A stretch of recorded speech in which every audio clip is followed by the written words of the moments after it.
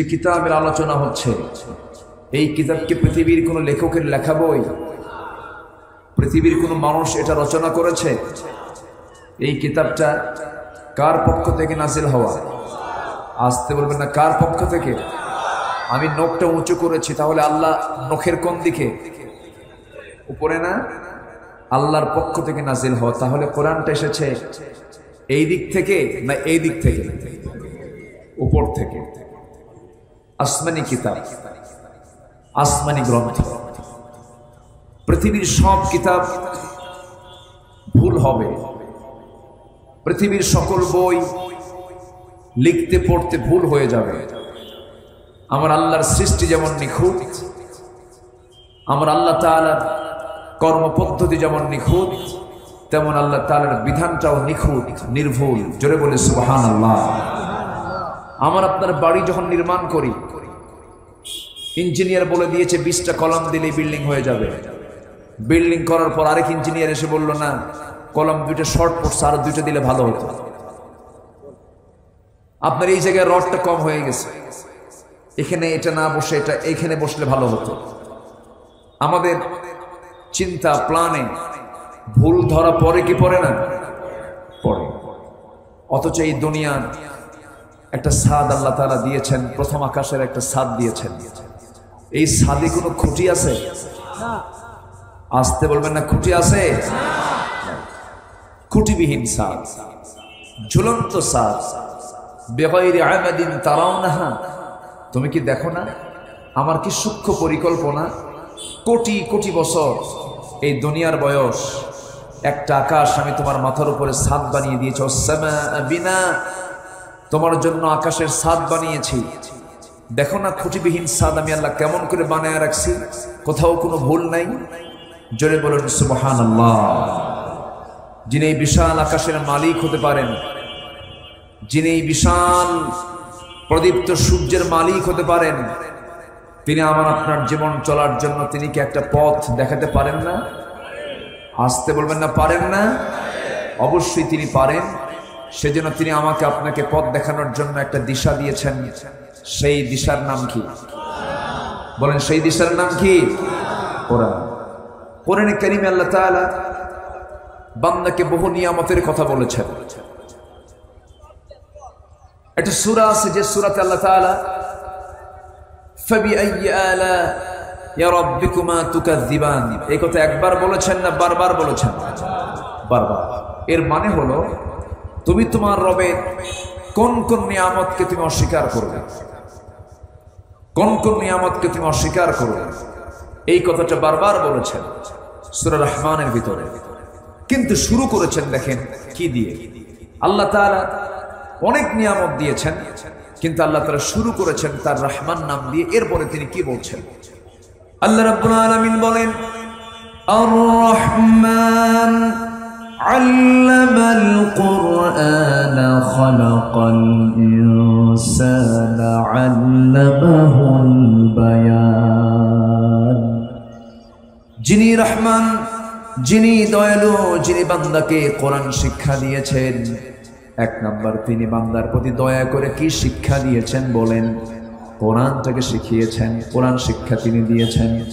যদি এই কোরআন যদি না থাকতো, আমরা আমাদের আল্লাহকে চিনতে পারতাম না, রাসূলকে বুঝতে পারতাম না, হাসর বুঝতাম না, বিচার বুঝতাম না, মিজান চিনতাম না, পুলসিরাত চিনতাম না।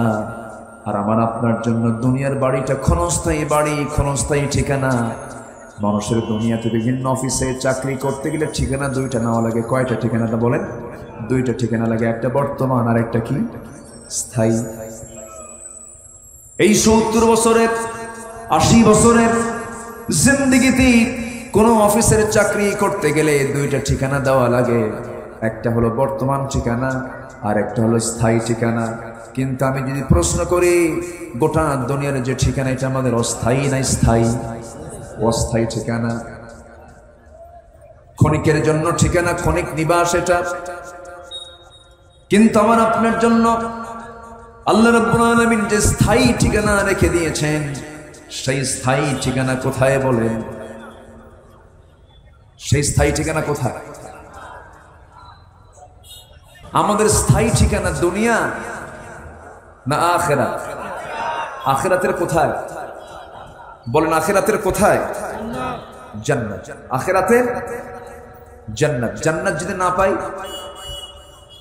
বলেন বলেন ফি নারি জাহান্নামা খালিদিনা ফিহা। খালিদিনা মানে কি?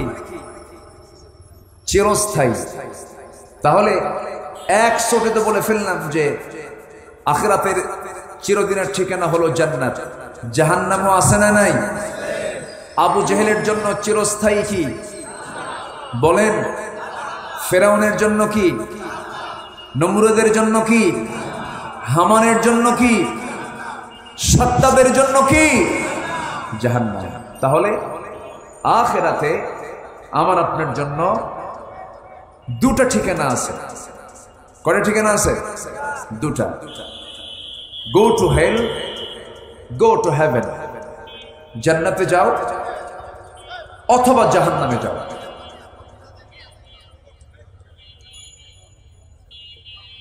জান্নাতে যাও অথবা জাহান্নামে যাও।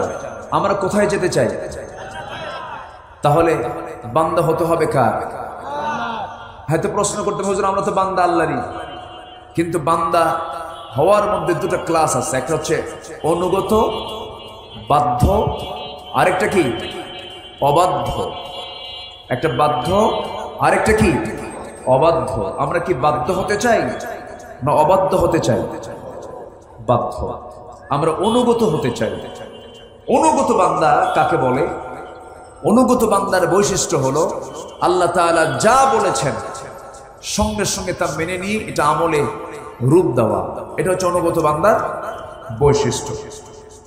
আল্লাহ রাব্বুল আলামিন বলেন, আমানার রাসূলু বিমা উনজিলা ইলাইহি মির রাব্বিহি ওয়াল মুমিনুন কুল্লুন আমানা বিল্লাহি ওয়া মালাইকাতিহি ওয়া কুতুবিহি ওয়া রুসুলিহি লা নুফাররিকু বাইনা আহাদিন মির রুসুলিহি ওয়া ক্বালু সামি'না ওয়া আতা'না গুফরানাকা রাব্বানা ওয়া ইলাইকাল মাসির। জোরে বলুন আল্লাহু আকবার। আমরা যারা ঈমানদার, ঈমানের যদি দাবি করতে চাই, আল্লাহ তাআলা যা বলেছেন শুনবো, সঙ্গে সঙ্গে তা মানবো। এই কিতাব যা আল্লাহ তাআলা নাজিল করেছেন শুধুমাত্র কি তেলাওয়াতের জন্য নাজিল হয়েছে নাকি এটা নামাজের জন্য নাজিল হয়েছে নাকি না? শুধু নামাজের জন্য, শুধু 5 ওয়াক্ত নামাজ কমপ্লিট করার জন্য এত বড় কোরআন নাজিলের কোনো প্রয়োজন ছিল না। আল্লাহ তাআলা এই কিতাবটা এমন ভাবে নাজিল করেছেন মানব জীবনের জন্য যত জায়গা দরকার, যত জায়গায় মানব জীবন চলতে গিয়ে যত কিছু প্রয়োজন, সমস্ত আয়োজন আল্লাহ তাআলা এর মধ্যে করে দিয়েছেন। জোরে বলি সুবহানাল্লাহ। সেনাবাহিনী, সেনাপতি কেমনে চালাবে? রাষ্ট্রপতি কেমনে চালাবে? চেয়ারম্যান ইউপি কেমনে চালাবে?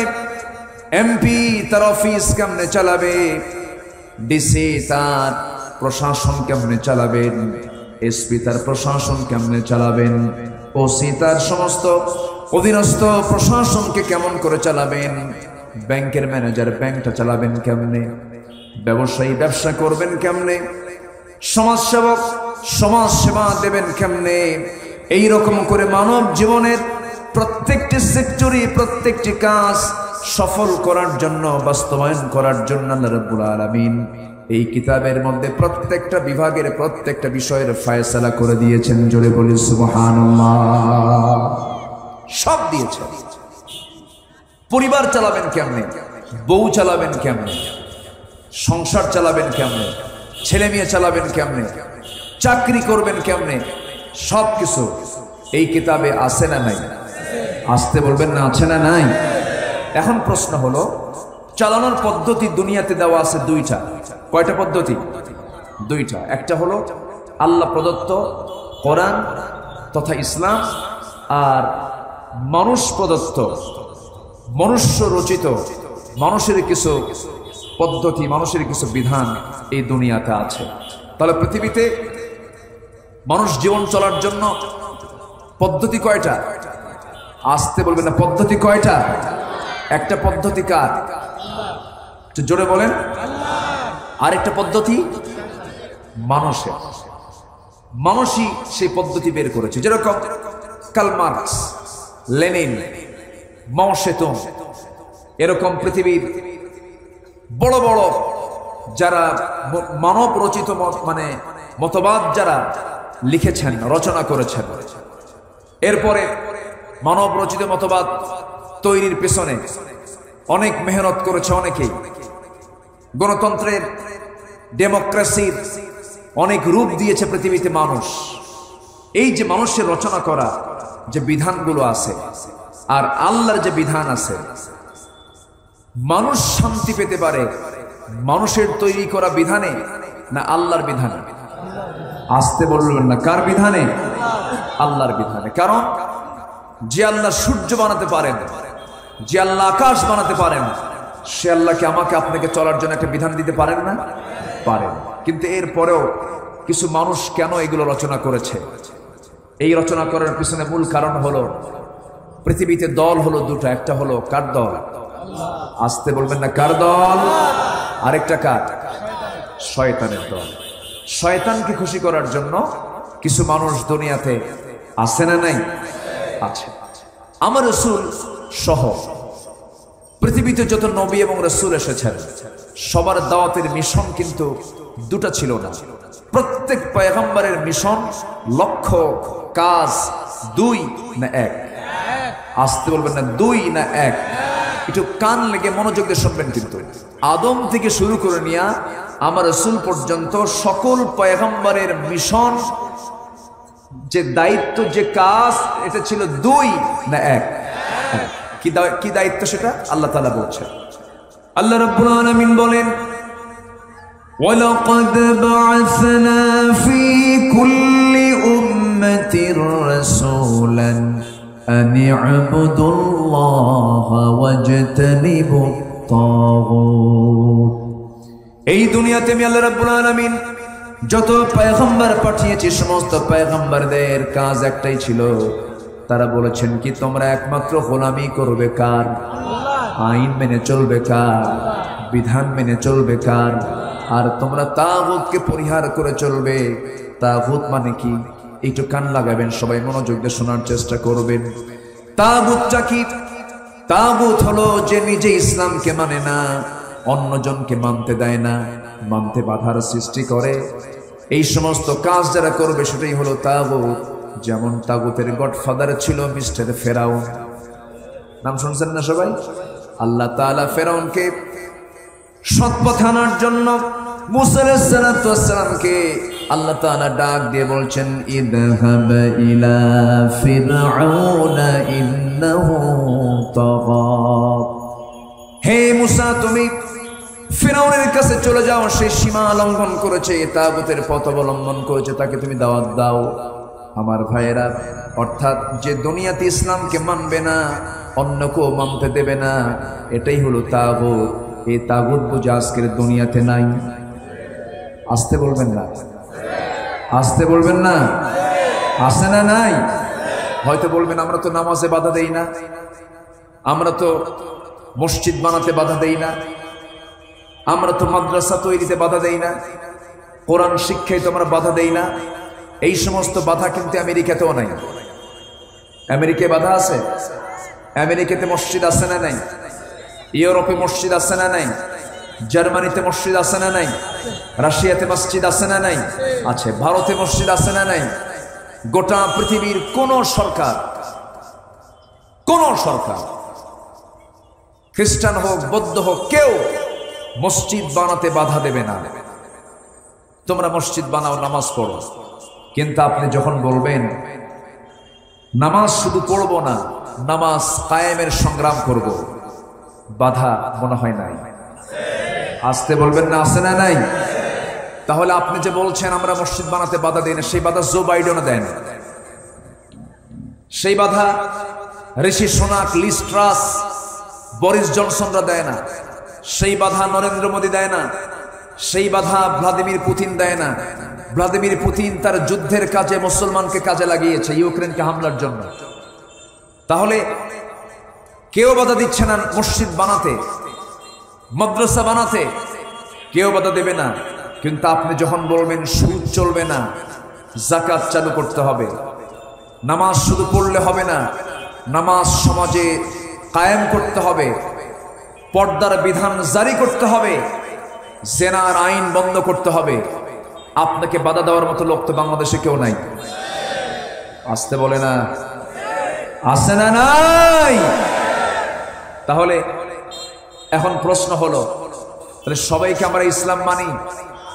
আসতে বলে, সবাইকে আমরা ইসলাম মানি? দুঃখ লাগে রে ভাই, যে আল্লাহর হাতে আমার প্রাণ,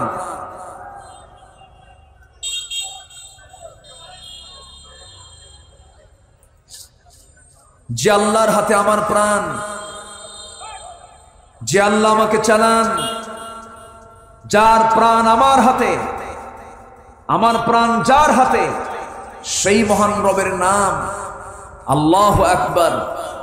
কোন এক ব্যক্তি জনসভায় বক্তৃতা দিতে নিয়ে আল্লাহু আকবার বললেন, এটা নাকি বিশাল বড় দোষের কাজ হয়ে গেছে, এটা নাকি জঙ্গি জঙ্গি গন্ধ করে। আল্লাহু আকবার, আমার যখন জন্ম হয়েছে তখন আমার কানে এই আজান শব্দ শোনানো হয়েছে কি হয় নাই? যদি না হয়ে থাকে তাহলে আপনি মুসলিম পরিবারে জন্ম নেন নাই।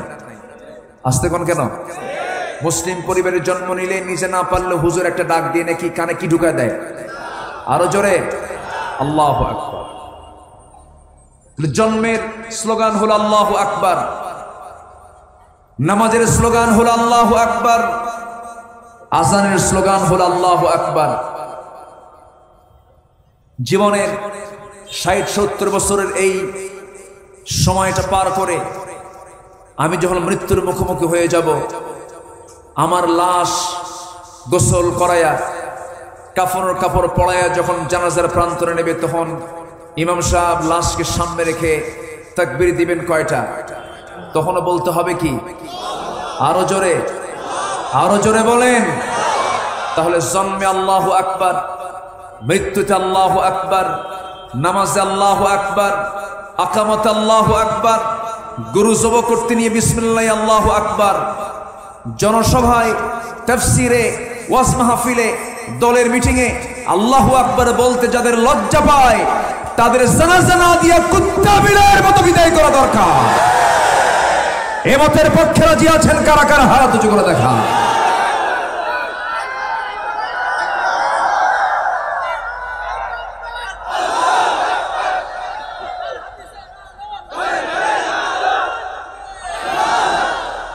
আল্লাহ তুমি সবার হাতকে কবুল করো, জোরে বলি আমিন।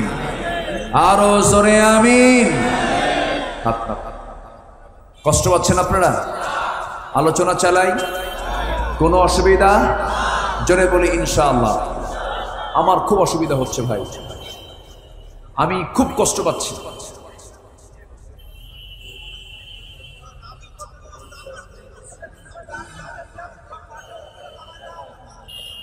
আচ্ছা, আমার দিকে তাকান।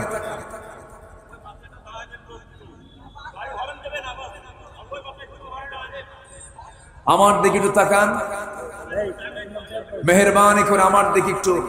শৃঙ্খলা পরিবেশ, এটা তো বুঝতে হয়, কিছু এক্সপেরিয়েন্স লাগে, অভিজ্ঞতা লাগে। তারা কেমনে যে কাজটা করলো বুঝলাম না। আমার দিকে তাকান এখন। তাহলে তাহলে আমরা দুনিয়াতে এসেছি কার গোলামি করার জন্য? সমস্ত নবীর দাওয়াতি কাজ দুই না এক? সমস্ত নবীর দিনের নাম কি? আরো জোরে, আরো জোরে। আমাদের দিনের নাম কি? আমাদের জীবন বিধানের নাম কি? ইসলাম। যেই ব্যক্তি অথবা যেই প্রতিষ্ঠান তার জীবন চলার পথে ইসলামকে না রেখে অন্য কিছুকে নিয়ে চলবে, আব্দুর রহমান নাম হলেও সে মুসলমান না, আব্দুর রহিম হলেও সে মুসলমান না, আব্দুল মালিক হলেও সে মুসলমান নয়। ওটা ভণ্ডামি। ওটা কি ভণ্ডামি। সামিআনা ওয়া আতা'না, শুনলাম মানলাম, কোন প্রকার আপত্তি করা যাবে না। চোর চুরি করলে হাত কাটো, এটা কি মোল্লার বিধান না আল্লাহর বিধান? যদি কেউ কয় এই আইন বর্তমান দুনিয়ায় চলবে না, ওর ঈমান আছে না গেছে? ওর ঈমান কি আছে? শেষ। এরকম বলার লোক তো আছে না নাই? এরকমও বলে আমাদের হিন্দু ভাইয়েরা আপনাদের দেবীর কাছে আমাদের জন্য একটু দোয়া করবেন, আছে না? আছে না নাই? এই জাতীয় কথা বললে কি ঈমান আছে না গেছে? আমার বন্ধুগণ, বিশ্বাসের ক্ষেত্রে কোনো কম বেশি করা যাবে না।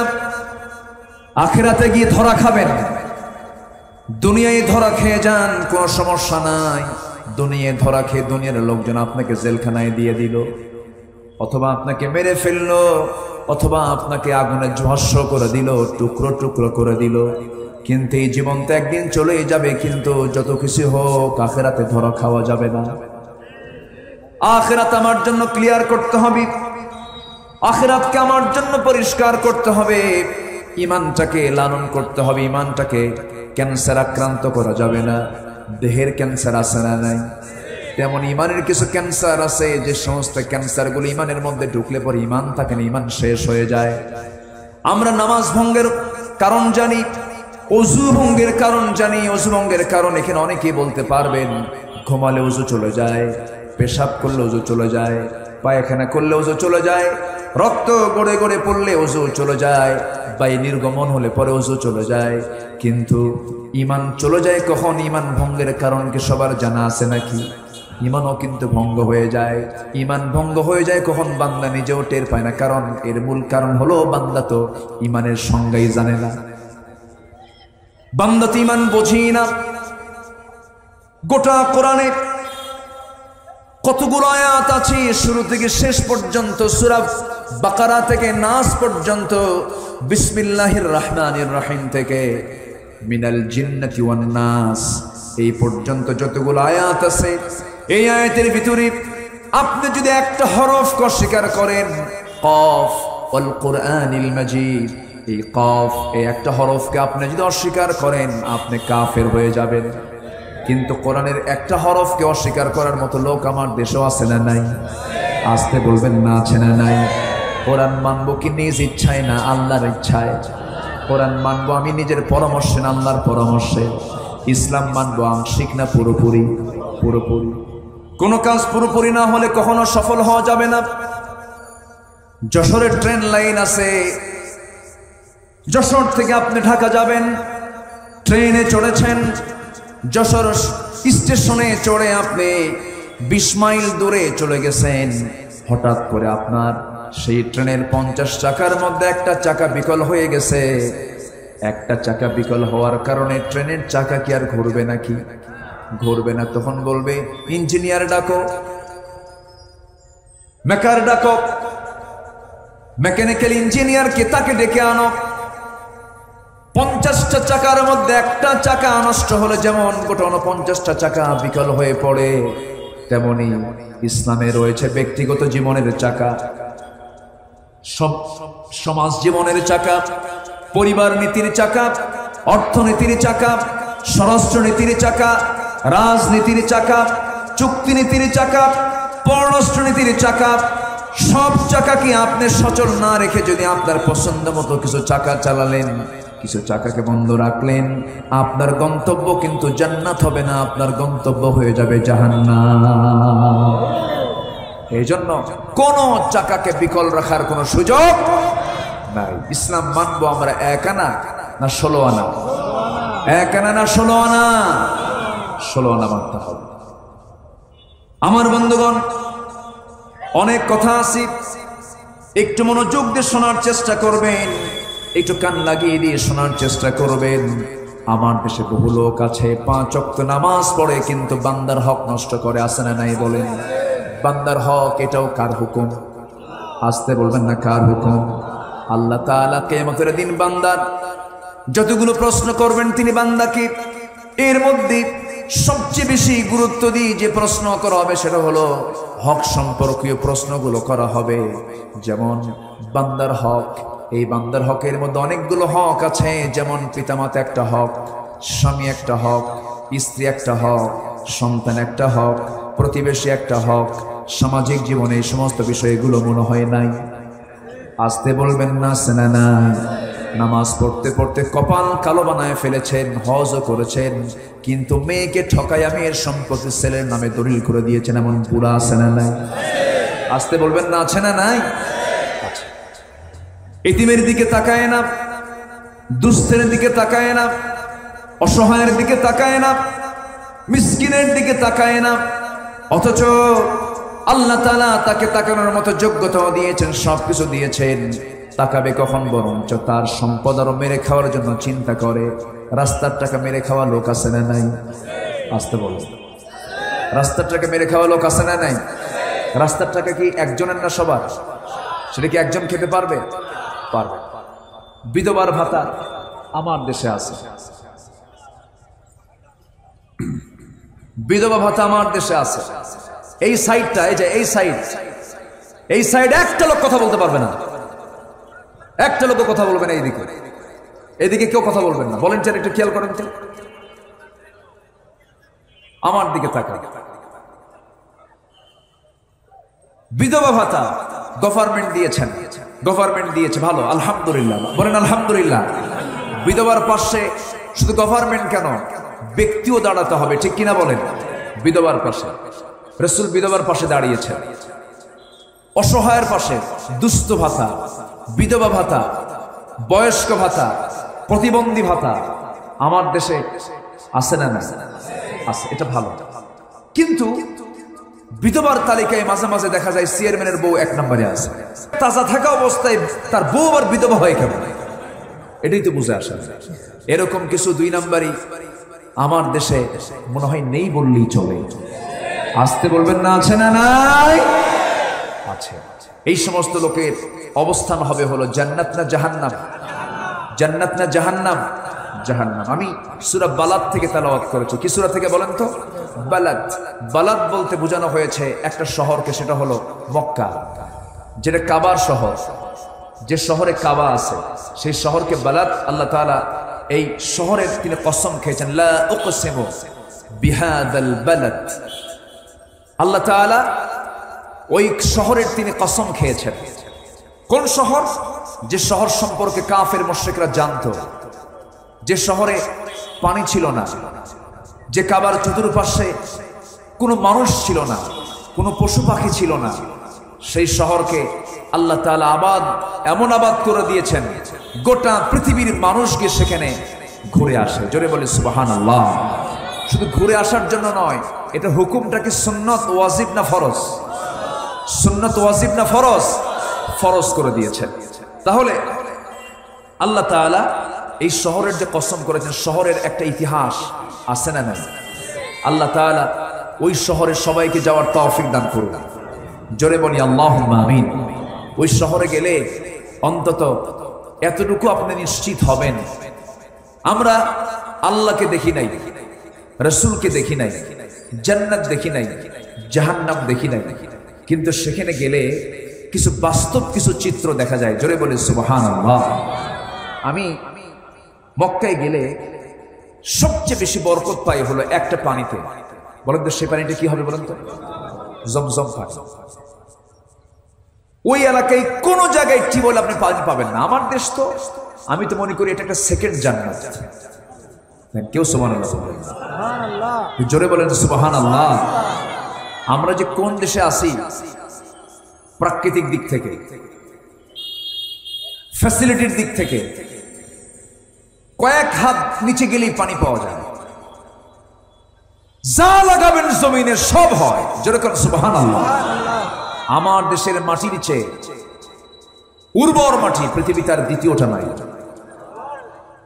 আমার দেশে আছে কয়লার খনি, গ্যাসের খনি, স্বর্ণের খনি, এমন কোন খনি নাই, তেলের খনি, সব খনি আছে। আমার দেশে সমতল আছে, পাহাড় আছে, পাথর আছে, নদী আছে, মিঠা পানির মাছ আছে, লোনা পানি আছে, সমুদ্র আছে, শত শত নদী দিয়ে ঘেরা আমার এই সোনার বাংলা সবই ছিল, কিন্তু সবচেয়ে বড় খনি একটা আছে, সেটা হলো চোরের খনি। আমার দেশ থেকে বিগত কয়েক বছরে এই দেশ থেকে টাকা পাচার হয়েছে 14 লক্ষ কোটি টাকা। এই টাকাগুলো যদি দেশ থেকে চলে যায়, দেশে কি টাকা থাকে না ফাঁকা হয়? দেশ কি টাকায় ভরা না ফাঁকা? ফাঁকা হয়ে আছে। তাহলে এই দোষ কি আল্লাহ? আসতে বলে, এই দোষ কি আল্লাহ? আল্লাহ কি কোনো খাদ্যের সংকট রেখেছেন? গ্যাসের সংকট রেখেছেন? বিদ্যুতের সংকট রেখেছেন? তেলের সংকট রেখেছেন? সংকট সৃষ্টি করছে কারা? কারা?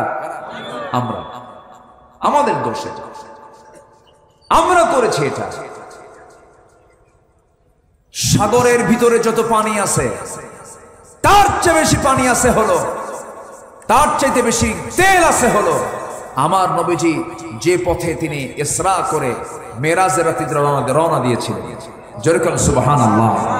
তেলের কোনো সংকট নেই, তেল বন্টনের সংকট। সম্পদের সংকট নেই, বন্টনের সংকট আছে। ঠিক কিনা বলেন?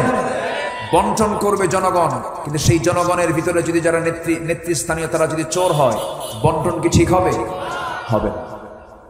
সম্মানিত ভাইরা, আল্লাহ তাআলা সেই কাবার কসম খাচ্ছেন, মক্কা নগরীর কসম খাচ্ছেন। দেখো, আমি আল্লাহ তাআলা অনুর্বর একটা এলাকাকে উর্বর করে দিয়েছি, কোথাও পানি নেই, কোথাও আপনি পানি পাবেন না। জমজম কূপকে আল্লাহ তাআলা এত বরকতময় করে দিয়েছেন, এই পর্যন্ত পানি উঠছেই, কিয়ামত পর্যন্ত উঠবে, পানির কোনো কমতি নাই। জোরে বলেন সুবহানাল্লাহ। পৃথিবীর সকল পানি দিয়া শুধু আপনার তৃষ্ণা নিবারণ হয়, পৃথিবীর সকল পানি দিয়ে আপনার তৃষ্ণা শুধু আপনার মিটে যায়, কিন্তু ক্ষুধা মিটে যায় না। কিন্তু জমজম কূপের পানি আল্লাহ তাআলা এমন পানি মানুষের জন্য দিয়েছেন যা শুধু পানিও না, তা একটা খাদ্যও বটে।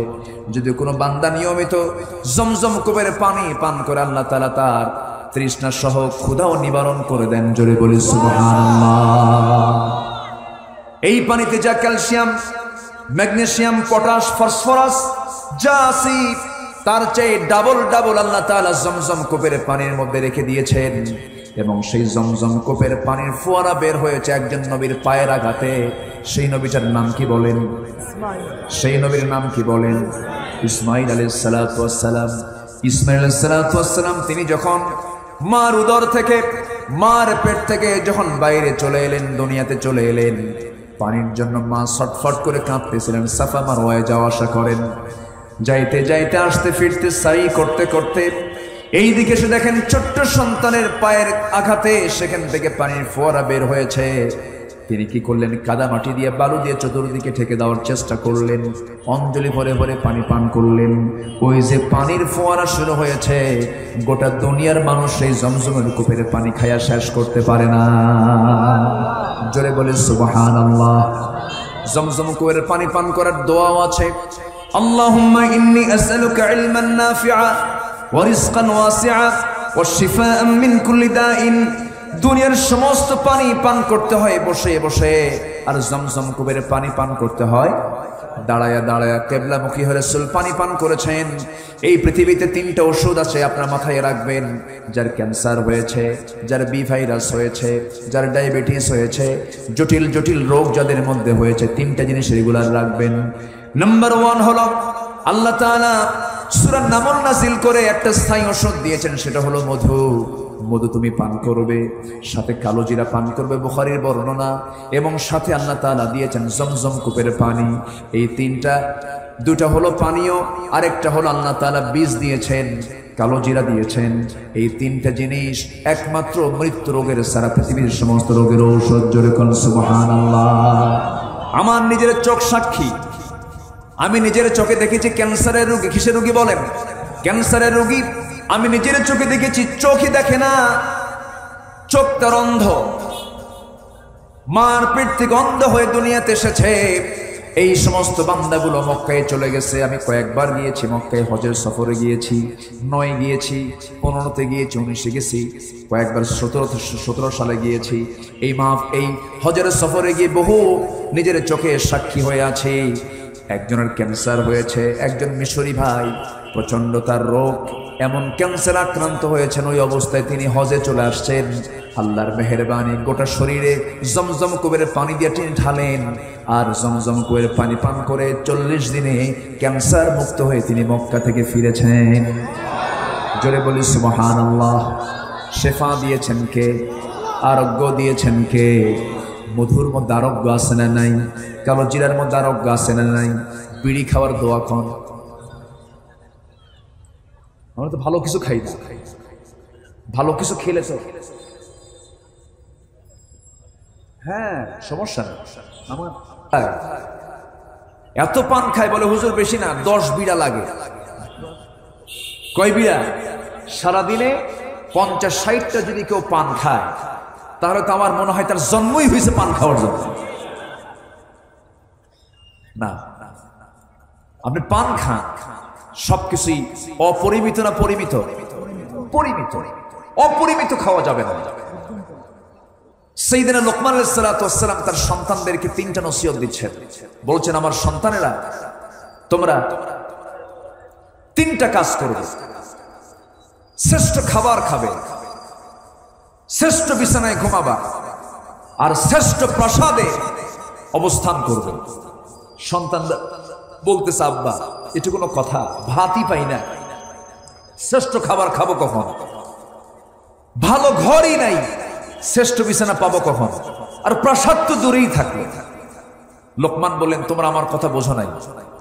এবার তিনি বললেন, শোনো, তোমরা শ্রেষ্ঠ খাবার খাবে মানে যখন তোমরা খেতে বসবে, ক্ষুধা পেটে বসবে, আবার ক্ষুধা পেটে উঠবে, তোমার কাছে মনে হবে সেই খাবারটাই তোমার জীবনের শ্রেষ্ঠ খাবার। নাম্বার 2 হলো শ্রেষ্ঠ বিছানায় ঘুমাবা। শ্রেষ্ঠ বিছানায় ঘুমানো মানে কোন সময় তুমি কাজ না করে ঘুমাবা না, কাজের শরীর বানাবা, প্রচুর পরিশ্রম করবে, পরিশ্রম না করে বিছানায় যাবা না। পরিশ্রম করে যখন বিছানায় চলে যাবে, বিছানা লাগবে না তোমার কাছে, ওই বিছানাই হবে পৃথিবীর শ্রেষ্ঠ বিছানা, ঘুম হবে। যেরকম সুবহানাল্লাহ। সন্তানদেরকে কি সুন্দর করে নসিহত দিচ্ছেন। নাম্বার 3 হলো শ্রেষ্ঠ প্রাসাদ হলো মানুষের অন্তরকে জয় করবে। মানুষের অন্তরকে যদি জয় করতে পারো, এর চাইতে বড় প্রাসাদ আর দুনিয়াতে নাই। যেরকম সুবহানাল্লাহ। আল্লাহ তুমি সকল বদনেশা থেকে আমাদেরকে হেফাজত করো। জোরে বলি আমিন। সকলকে সেই শহর, যে শহরের কসম আল্লাহ তাআলা খেয়েছেন, সেই কাবার সামনে গিয়ে সবাইকে কাবা ঘর জিয়ারত করার তৌফিক তুমি আল্লাহ দিয়ে দাও। জোরে বলি আল্লাহুম্মা আমিন। আল্লাহ তাআলা এই বালাদ সূরার ভিতরে সৌভাগ্যবান কিছু বান্দার কথা বলেছেন। কোন কোন বান্দা সৌভাগ্যবান, কোন কোন কাজের মধ্য দিয়ে বান্দা সৌভাগ্য অর্জন করে জান্নাতে চলে যাবে, তারা হবে ডানপন্থী। জোরে কান সুবহানাল্লাহ। আল্লাহ তাআলা 7টা কাজের কথা বলেছেন, 7টি আমল। কয়টা আমল বলেন? 7টি আমল যার মধ্যে থাকবে সে হবে সৌভাগ্যবান। আল্লাহ রাব্বুল আলামিন বলেন, ফালাকতাহামাল আকাবাতা ওয়া মা আদরাকা মাল আকাবাহ ফাক্কু রাকাবাতিন আও ইতআমুন ফি ইয়াওমিন যী মাসগাবাহ ইয়াতীমান যা মাকরাবাহ আও মিসকিনান যা মাতরাবাহ ثم كان من الذين آمنوا وتواصوا بالصبر وتواصوا بالمرحمة أولئك أصحاب الميمنة والذين كفروا بآياتنا هم أصحاب المشأمة عليهم نار মুকসাদা। জোরে বলুন আল্লাহু আকবার। এই যে আমি আয়াতগুলো বলতেছি, বিরক্ত হচ্ছেন নাকি? আলোচনায় আয়াত যত বেশি হবে বরকত তত বেশি হবে।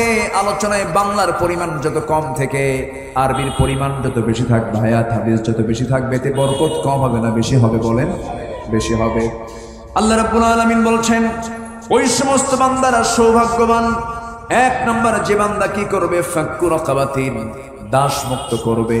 দাসের প্রথা আজকে আমার বাংলাদেশে নাই, তবে যুদ্ধ লেগে গেলে সেই সময় দাসের সিস্টেম হতে পারে কিনা বলেন? যুদ্ধবন্দিত হতে পারে। দাসের সিস্টেম কিয়ামত পর্যন্ত কিছু কিছু জনপদে থেকে যাবে। আল্লাহ তাআলা কোরআন তো নাজিল করেছেন শুধু বাংলাদেশের জন্য নয়, কোরআন নাজিল করেছেন গোটা দুনিয়ার জন্য। গোটা কোরআন গোটা দুনিয়ার জন্য নাজিল করেছেন। এক নাম্বার কাজ হলো যারা মানুষকে বন্দী না রেখে মুক্ত করবে, দাস মুক্ত করবে, দাসী মুক্ত করবে, আল্লাহ তাআলা তাদেরকে সৌভাগ্যবান বলেছেন। নাম্বার 2 হলো যারা দুর্ভিক্ষের দিনে খাদ্য দান করবে। নাম্বার 3 হলো এতিম আত্মীয় স্বজনকে যারা খাওয়াবে। ইয়াতীমান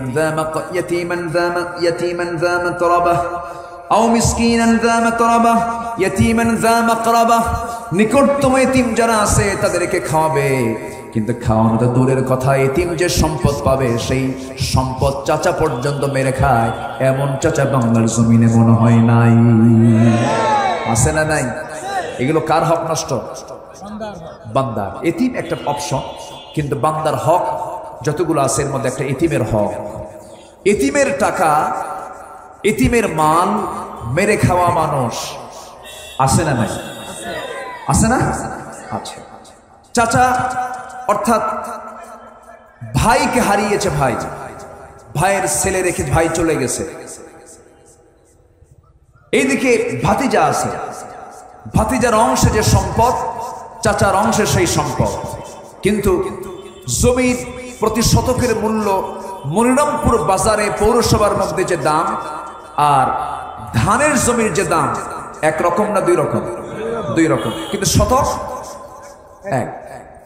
কিছু চাচা আছে দেখবেন এখানে গ্রামার খাটায়া, শতক তো ঠিক আছে, ধানের জমি চাচার ভাতিজার নামে দিয়া মনিরামপুরের চৌরাস্তার মোড়ের 4 কাঠা জমি চাচা নিজে নিয়ে বলে, বাজান আমি তোকে খুব ভালোবাসি, মাথায় হাত বুলাইয়া সব কামাই করে। এটা কি সব হবে? আসতে বলবেন না, সব হবে? এরকম চাচা নাই? আসতে বলবেন এরকম চাচা আছে না নাই?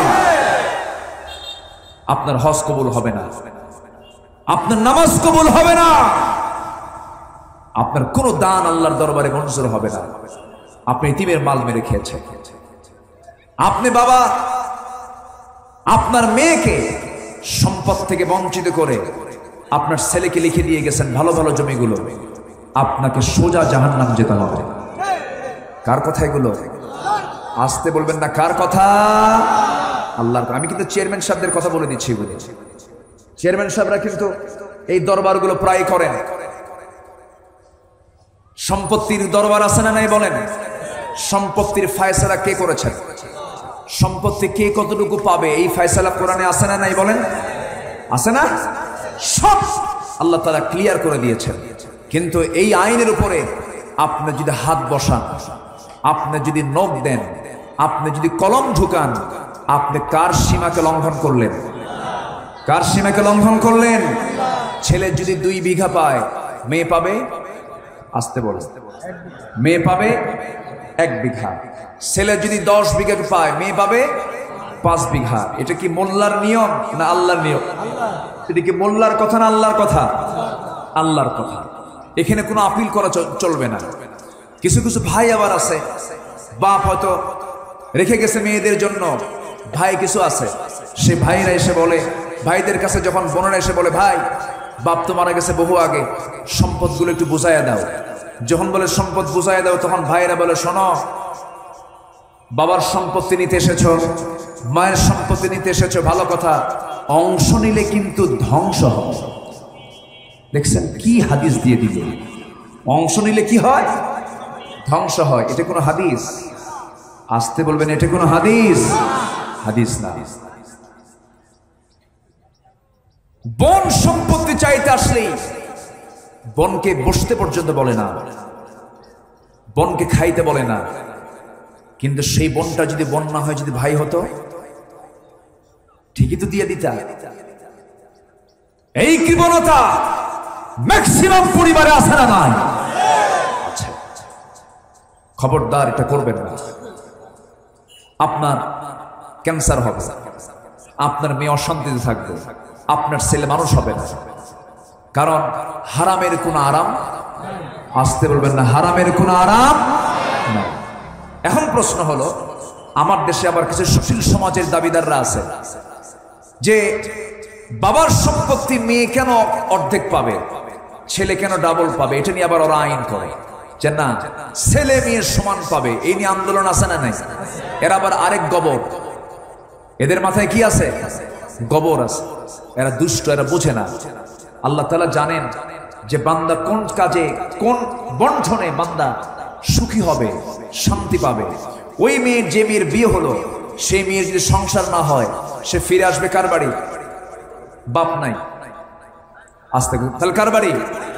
ভাইয়ের বাড়ি। ভাইও 10 বিঘা, ওই বোনও 10 বিঘা। তখন ওই ভাই বলবে তুই তো 10 বিঘা পাইছিস, আমিও 10 বিঘা, তোকে আমি দেখতে পারবো না। কিন্তু তালাক প্রাপ্ত বোন তালাক পেয়ে সে সোজা চলে আসবে, বাপ না থাকলে কার বাড়ি আসবে? ভাইয়ের বাড়ি আসবে। তাহলে আল্লাহ তাআলার বিধানের মধ্যে কল্যাণ আছে না নাই? আছে। আমার ভাইয়েরা, আল্লাহ তাআলা মেয়েদের অর্ধেক করে দিয়েছেন কেন? এর মধ্যে অনেকগুলো হিকমত আছে। অন্যতম হিকমত, আল্লাহ তাআলা বান্দার কল্যাণের জন্য দিয়েছেন। এমনকি তাদের শুধু সম্পত্তি অর্ধেক না, আল্লাহ তাআলা তাদের খাবারটা অর্ধেক করে দিয়েছেন। খাবারটা মেয়ের অর্ধেক খায়, পুরুষরা ডাবল খায়। কেমন করে দেখেন, একটু মনোযোগ দিয়ে শোনার চেষ্টা করেন, সবাই একটু কান পেতে শোনেন।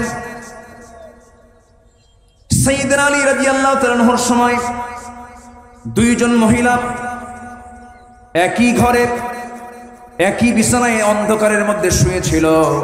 ঘুমন্ত অবস্থায় ঘুম থেকে জাগা পান তারা।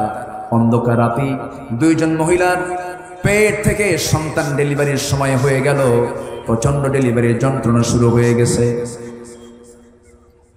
বর্ণনা এসেছে, ওই দুই মহিলার পেট থেকে আল্লাহর কি ফয়সালা, রাতের বেলায় ওই একই রাত্রিতে একই সময়ে দুজনের পেট থেকে সন্তান যখন ডেলিভারি হলো, একজনের পেট থেকে ছেলে সন্তান, আর একজনের পেট থেকে মেয়ে সন্তান যখন হলো, সন্তান হওয়ার পর সকালবেলা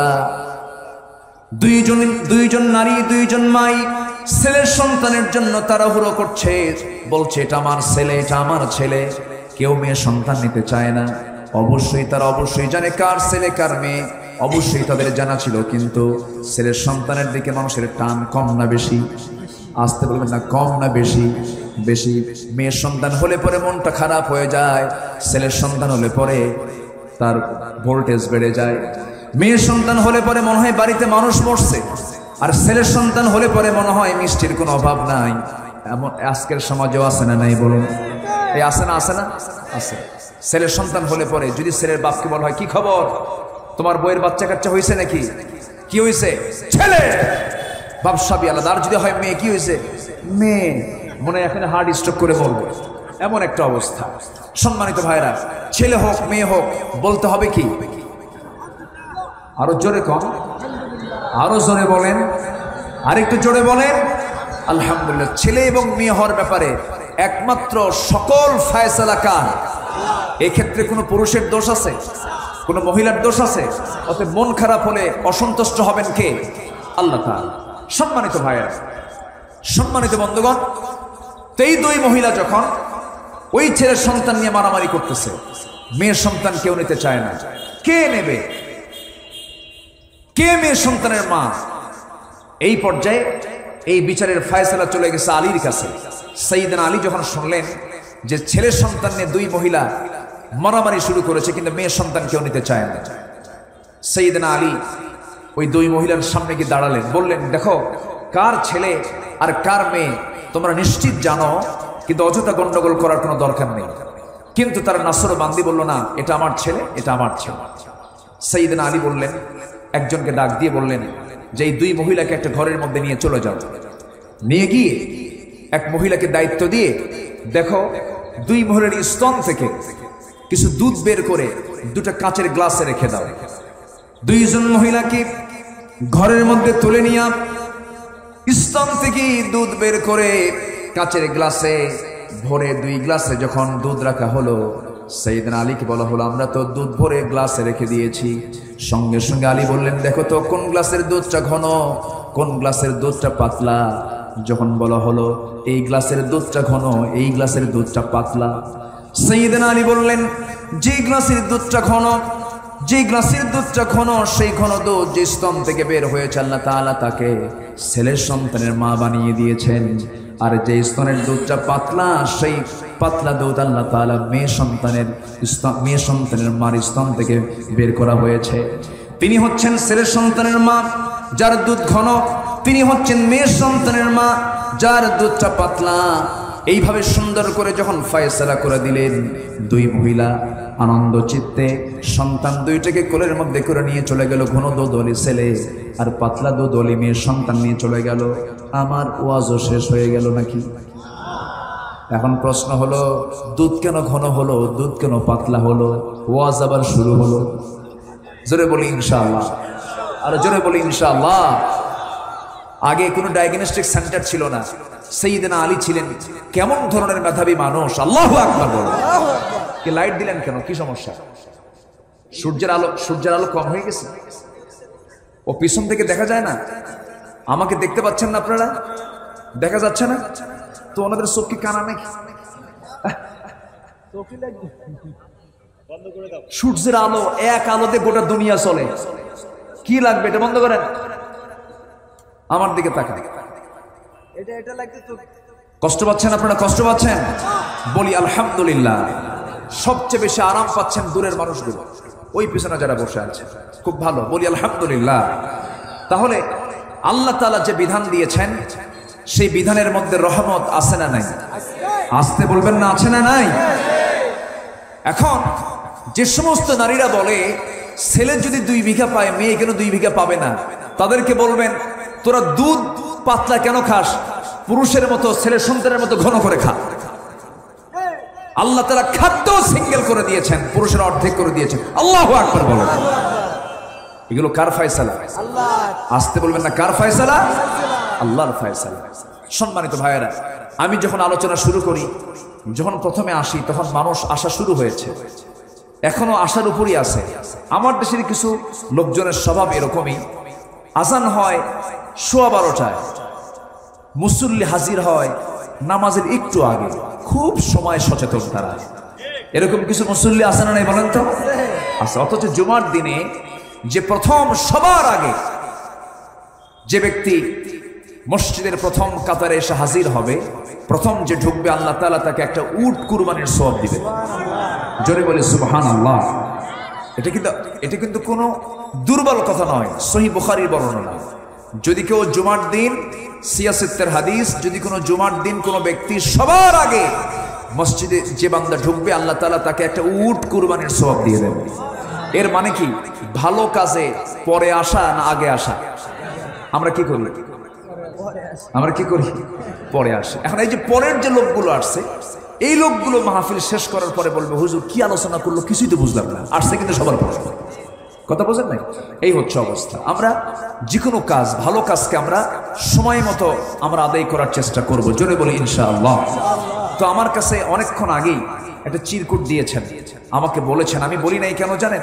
আপনারা কোরআনের কিছু খোরাক নেবার জন্য এসেছেন। আমি যদি উঠে এই কথা শুরু করি তাহলে কেমন হয়? তো এই মাহফিল কমিটি তারা চালিয়ে যাচ্ছেন এই মাহফিলটা। এই মাহফিল প্রত্যেক বছর হোক, সবাই আপনারা চান তো নাকি? আমি আলোচনার 7টা পয়েন্টের কেবল একটা পয়েন্ট আমি বলেছি, আরো 6টা পয়েন্ট রয়েছে। কারা পোড়া কপাল কারা, এটা আমি আক্ষরিকভাবে হলেও আমি শেষ করার চেষ্টা করব। তার আগ দিয়ে ভলেন্টিয়াররা অনেকক্ষণ আগে ব্যাগ হাতে নিয়ে তারা দাঁড়ায় আছে, হাত লেগে গেছে তাদের, বুঝলেন? তারা অনেকক্ষণ ধরে দাঁড়িয়েও আছেন তারা। তো আমি চাচ্ছি যে যারা আসছেন, আমরা কোনো ব্যক্তিকে দেব না, আমরা এটা দেব হলো আখিরাতের অ্যাকাউন্টে, আমাদের ফিক্সড ডিপোজিট আমরা জমা করব। জোরে বলি ইনশাআল্লাহ। দুনিয়ার অ্যাকাউন্টে জমা করে রেখে গেলে আপনার সন্তান পাবে, আর আপনি আজকের অ্যাকাউন্টে দিলে এই সম্পদটা, এই টাকাটা আপনি সরাসরি হাসরের দিন আল্লাহর কাছ থেকে আপনি এটা আদায় করে নেবেন। যেরকম সুবহানাল্লাহ। তো ব্যাগ নিয়ে ভলেন্টিয়ার স্বেচ্ছাসেবকরা আপনাদের কাছে কাছে যাচ্ছে, যে যা পারি আমরা সবাই দিয়ে দেব ইনশাআল্লাহ। কোরআনকে মহব্বত করেন কারা? একটু হাত তুলে দেখেন তো। কোরআনকে মহব্বত করেন কারা? একটু হাত তুলে দেখেন না। জোরে বলি ইয়া আল্লাহ। হাত বাঁকা করবেন না, আল্লাহর ক্যামেরা কিন্তু মিস হয়ে যাবে। একটু হাত উঁচা করেন, বলে ইয়া আল্লাহ। এই হাত দিয়ে তোমার পথে খরচ করার তৌফিক তুমি আল্লাহ দিয়া দাও। জোরে বলি আমিন। হাতটা নামান। যে জায়গায় টাকা আছে সে জায়গায় হাত দেন। যদি পকেটে টাকা না থাকে অন্যের পকেটে হাত দিয়া পরে তাকে দিয়ে দিয়ে তাও কিছু দেন। আমরা সবাই কম বেশি দেব। জোরে বলি ইনশাআল্লাহ। জি, মা বোন যারা আসছেন, মা বোনদের কাছে আমার আবদার থাকবে, মেহেরবানি করে যে যা পারি আমরা সবাই দেওয়ার চেষ্টা করব। জোরে বলি ইনশাআল্লাহ। 2 থেকে 3 মিনিট সময় দিচ্ছি, কেউ উঠবেন না।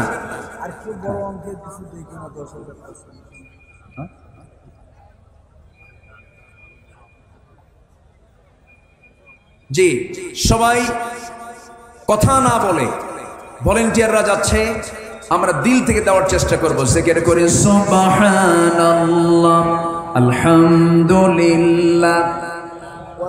আজকে সভাপতি মহোদয় এত সুন্দর চেহারা তার, দেখেন আলহামদুলিল্লাহ বলেন। আমি সবচেয়ে বেশি খুশি হতাম এবছর যা গেছে গেছে, আগামীতেও এই মাহফিলের সভাপতি আমার ভাইজান থাকবেন, কিন্তু আমরা তাকে দাড়িওয়ালা দেখতে চাই। আপনারা কি মনে করেন সবাই? আমরা তাকে দাড়িওয়ালা দেখবো। জোরে বলি ইনশাআল্লাহ।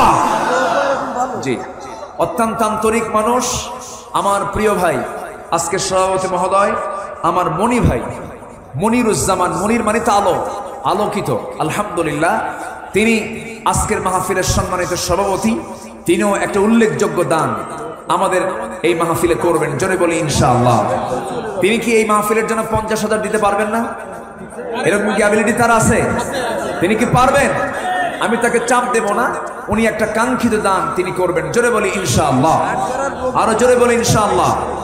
আমি কিন্তু কাউকে উঠতে বলিনি, মেহেরবানি করে কেউ উঠবেন না, মাহফিলের পরিবেশ নষ্ট করবেন না। আপনার ওঠার কারণে যদি মাহফিলের পরিবেশ নষ্ট হয়, আপনাকে দায়ী হতে হবে কিয়ামতের দিন। বসেন বসেন, বিনা কারণে কেউ উঠবেন না ভলেন্টিয়ার ছাড়া। জিকির করে সুবহানাল্লাহ। আটঘরিয়ার রবিউল ভাই দিয়েছেন 2000 টাকা, আল্লাহ কবুল করো। জিকির করে সুবহানাল্লাহ, আলহামদুলিল্লাহ, লা ইলাহা ইল্লাল্লাহ, সুবহানাল্লাহ। নাম প্রকাশে অনিচ্ছুক এক ভাই দিয়েছেন 1000 টাকা, আল্লাহ কবুল করো। আবু দাউদ ভাই দিয়েছেন 500 টাকা, আল্লাহ কবুল করো, নেক নিয়ত মঞ্জুর করো। জি, আরেকজন ভাই দিয়েছেন কিছু টাকা, আল্লাহ কবুল করে নাও। চাদর যাচ্ছে, ব্যাগ যাচ্ছে। আমরা গোপন দান করব। গোপন দান আল্লাহর কাছে সবচেয়ে বেশি পছন্দের। আল্লাহ তুমি সবাইকে দেওয়ার তৌফিক দাও। আর আমার মনি ভাইয়ের ঘোষণাটা আমি দিয়ে দেব। উনি কি প্রতিশ্রুতি কি দিতে চেয়েছেন? আমরা এই যে শহীদ ভাই তিনি দিয়েছেন 1000 টাকা, আল্লাহ কবুল করে নাও। আসুন আমরা আলোচনার পরিবেশে ধীরে ধীরে চলে যাচ্ছি। আর ব্যাগগুলো নিয়ে এতগুলো ব্যাগ গেল কই? ব্যাগ কি আবার পিছন দিয়ে দৌড় মারলো না তো? হ্যাঁ, তাড়াহুড়ো করে। জি, মাহফিলের পরিবেশটা ঠিক রেখে সবাই এখন আমরা আলোচনার দিকে ফিরে যাচ্ছি। কোন সূরা থেকে কথা বলছিলাম বলেন তো? সূরাতুল বালাদ। বালাদ মানে হলো কিসের শহর? মক্কা শহর। যে মক্কা শহরে কার ঘর আছে? কার শহর আছে বলেন? কার ঘর আছে? আল্লাহর ঘর। সেই বালাদ শহরের, সেই বালাদের কয়েকটা আয়াত আমি তেলাওয়াত করেছি, যেখানে সৌভাগ্যবান ব্যক্তি হলো 7 জন। 1 নাম্বার, যারা দাস মুক্ত করবে, ফিক্কু রাকাবা। নাম্বার 2 হলো আও ইতআমুন ফি ইয়াউমিন যী মাসগাবা, দুর্ভিক্ষের দিনে যারা খাদ্য দান করবে। দুর্ভিক্ষের দিন খাদ্য আপনার আছে, আপনাকে খাদ্য দিয়ে লাভ আছে? লাভ নাই। কিন্তু দুর্ভিক্ষের দিনে যারা খাদ্যকে গুদামজাত করে, এরা কি আল্লাহর নিকটতম বান্দা না পাপিষ্ঠ বান্দা? রমজান মাসে আমার দেশে জিনিসপত্রের দাম কমে না বাড়ে? বাড়ে। এটা কি ইমানদার বান্দার লক্ষণ? না। আল্লাহ তাআলা বলছেন না, এটা করা যাবে না। দান করবা দুর্ভিক্ষের দিনে, তুমি খাদ্য দিয়ে তুমি যদি উৎসাহ দাও, তাহলে এটা তোমার জন্য সৌভাগ্য, আমি তোমাকে জান্নাত দেব। জোরে বলি সুবহানাল্লাহ। নাম্বার 3 হলো এতিম আত্মীয় স্বজনকে খাওয়ানো। এরপরে আল্লাহ তাআলা বলছেন, যারা ধুলাই মলিন মিসকিন, তাদের পাশে তোমরা দাঁড়াবে। আল্লাহ তাআলা এরপরে বলছেন, বান্দা নাম্বার 4 হলো ওই সমস্ত বান্দাগুলো 1 নম্বর দাস মুক্তি, দুর্ভিক্ষের দিনে খাদ্য দেওয়া। নাম্বার 3 হলো এতিম আত্মীয় স্বজনকে খাওয়ানো। নাম্বার 4 হলো রাস্তায় পড়ে থাকা ধুলায় মলিন যে সমস্ত লোক তাদেরকে খাওয়ানো। এই 4টা কাজ সামাজিক কাজ, এই 4টা কাজ মানবতার কাজ। এই সমস্ত কাজে মুসলমান পিছিয়ে থাকবে না, এগিয়ে থাকবে। বলেন এগিয়ে থাকবে। এই 4টা কাজের পাশাপাশি আল্লাহ তাআলা বলছেন, সুম্মা কানা মিনাল্লাযীনা আমানু ওয়া তাওয়াসাউ বিস-সাবরি ওয়া তাওয়াসাউ বিল মারহামা। এই 4টি কাজ করার পরে যে বান্দা ঈমান আনবে, ধরুন বর্তমান দুনিয়ার ধনীর তালিকায় একজন আছে আমেরিকার বিল গেটস, কোটি কোটি টাকার মালিক, কোটি কোটি ডলারের মালিক। সে গোটা দুনিয়ার ধনীর তালিকায় সে শীর্ষস্থানে আছে। এই বিল গেটস তার সমস্ত সম্পত্তির বিশাল একটি অংশ সে রেড ক্রসকে দান করেছে, সমাজ সেবার জন্য দান করেছে। এই যে বিশাল বড় সে দান করলো, এই দান আল্লাহর দরবারে কোনো কাজে আসবে না, কারণ তার মধ্যে কি নাই?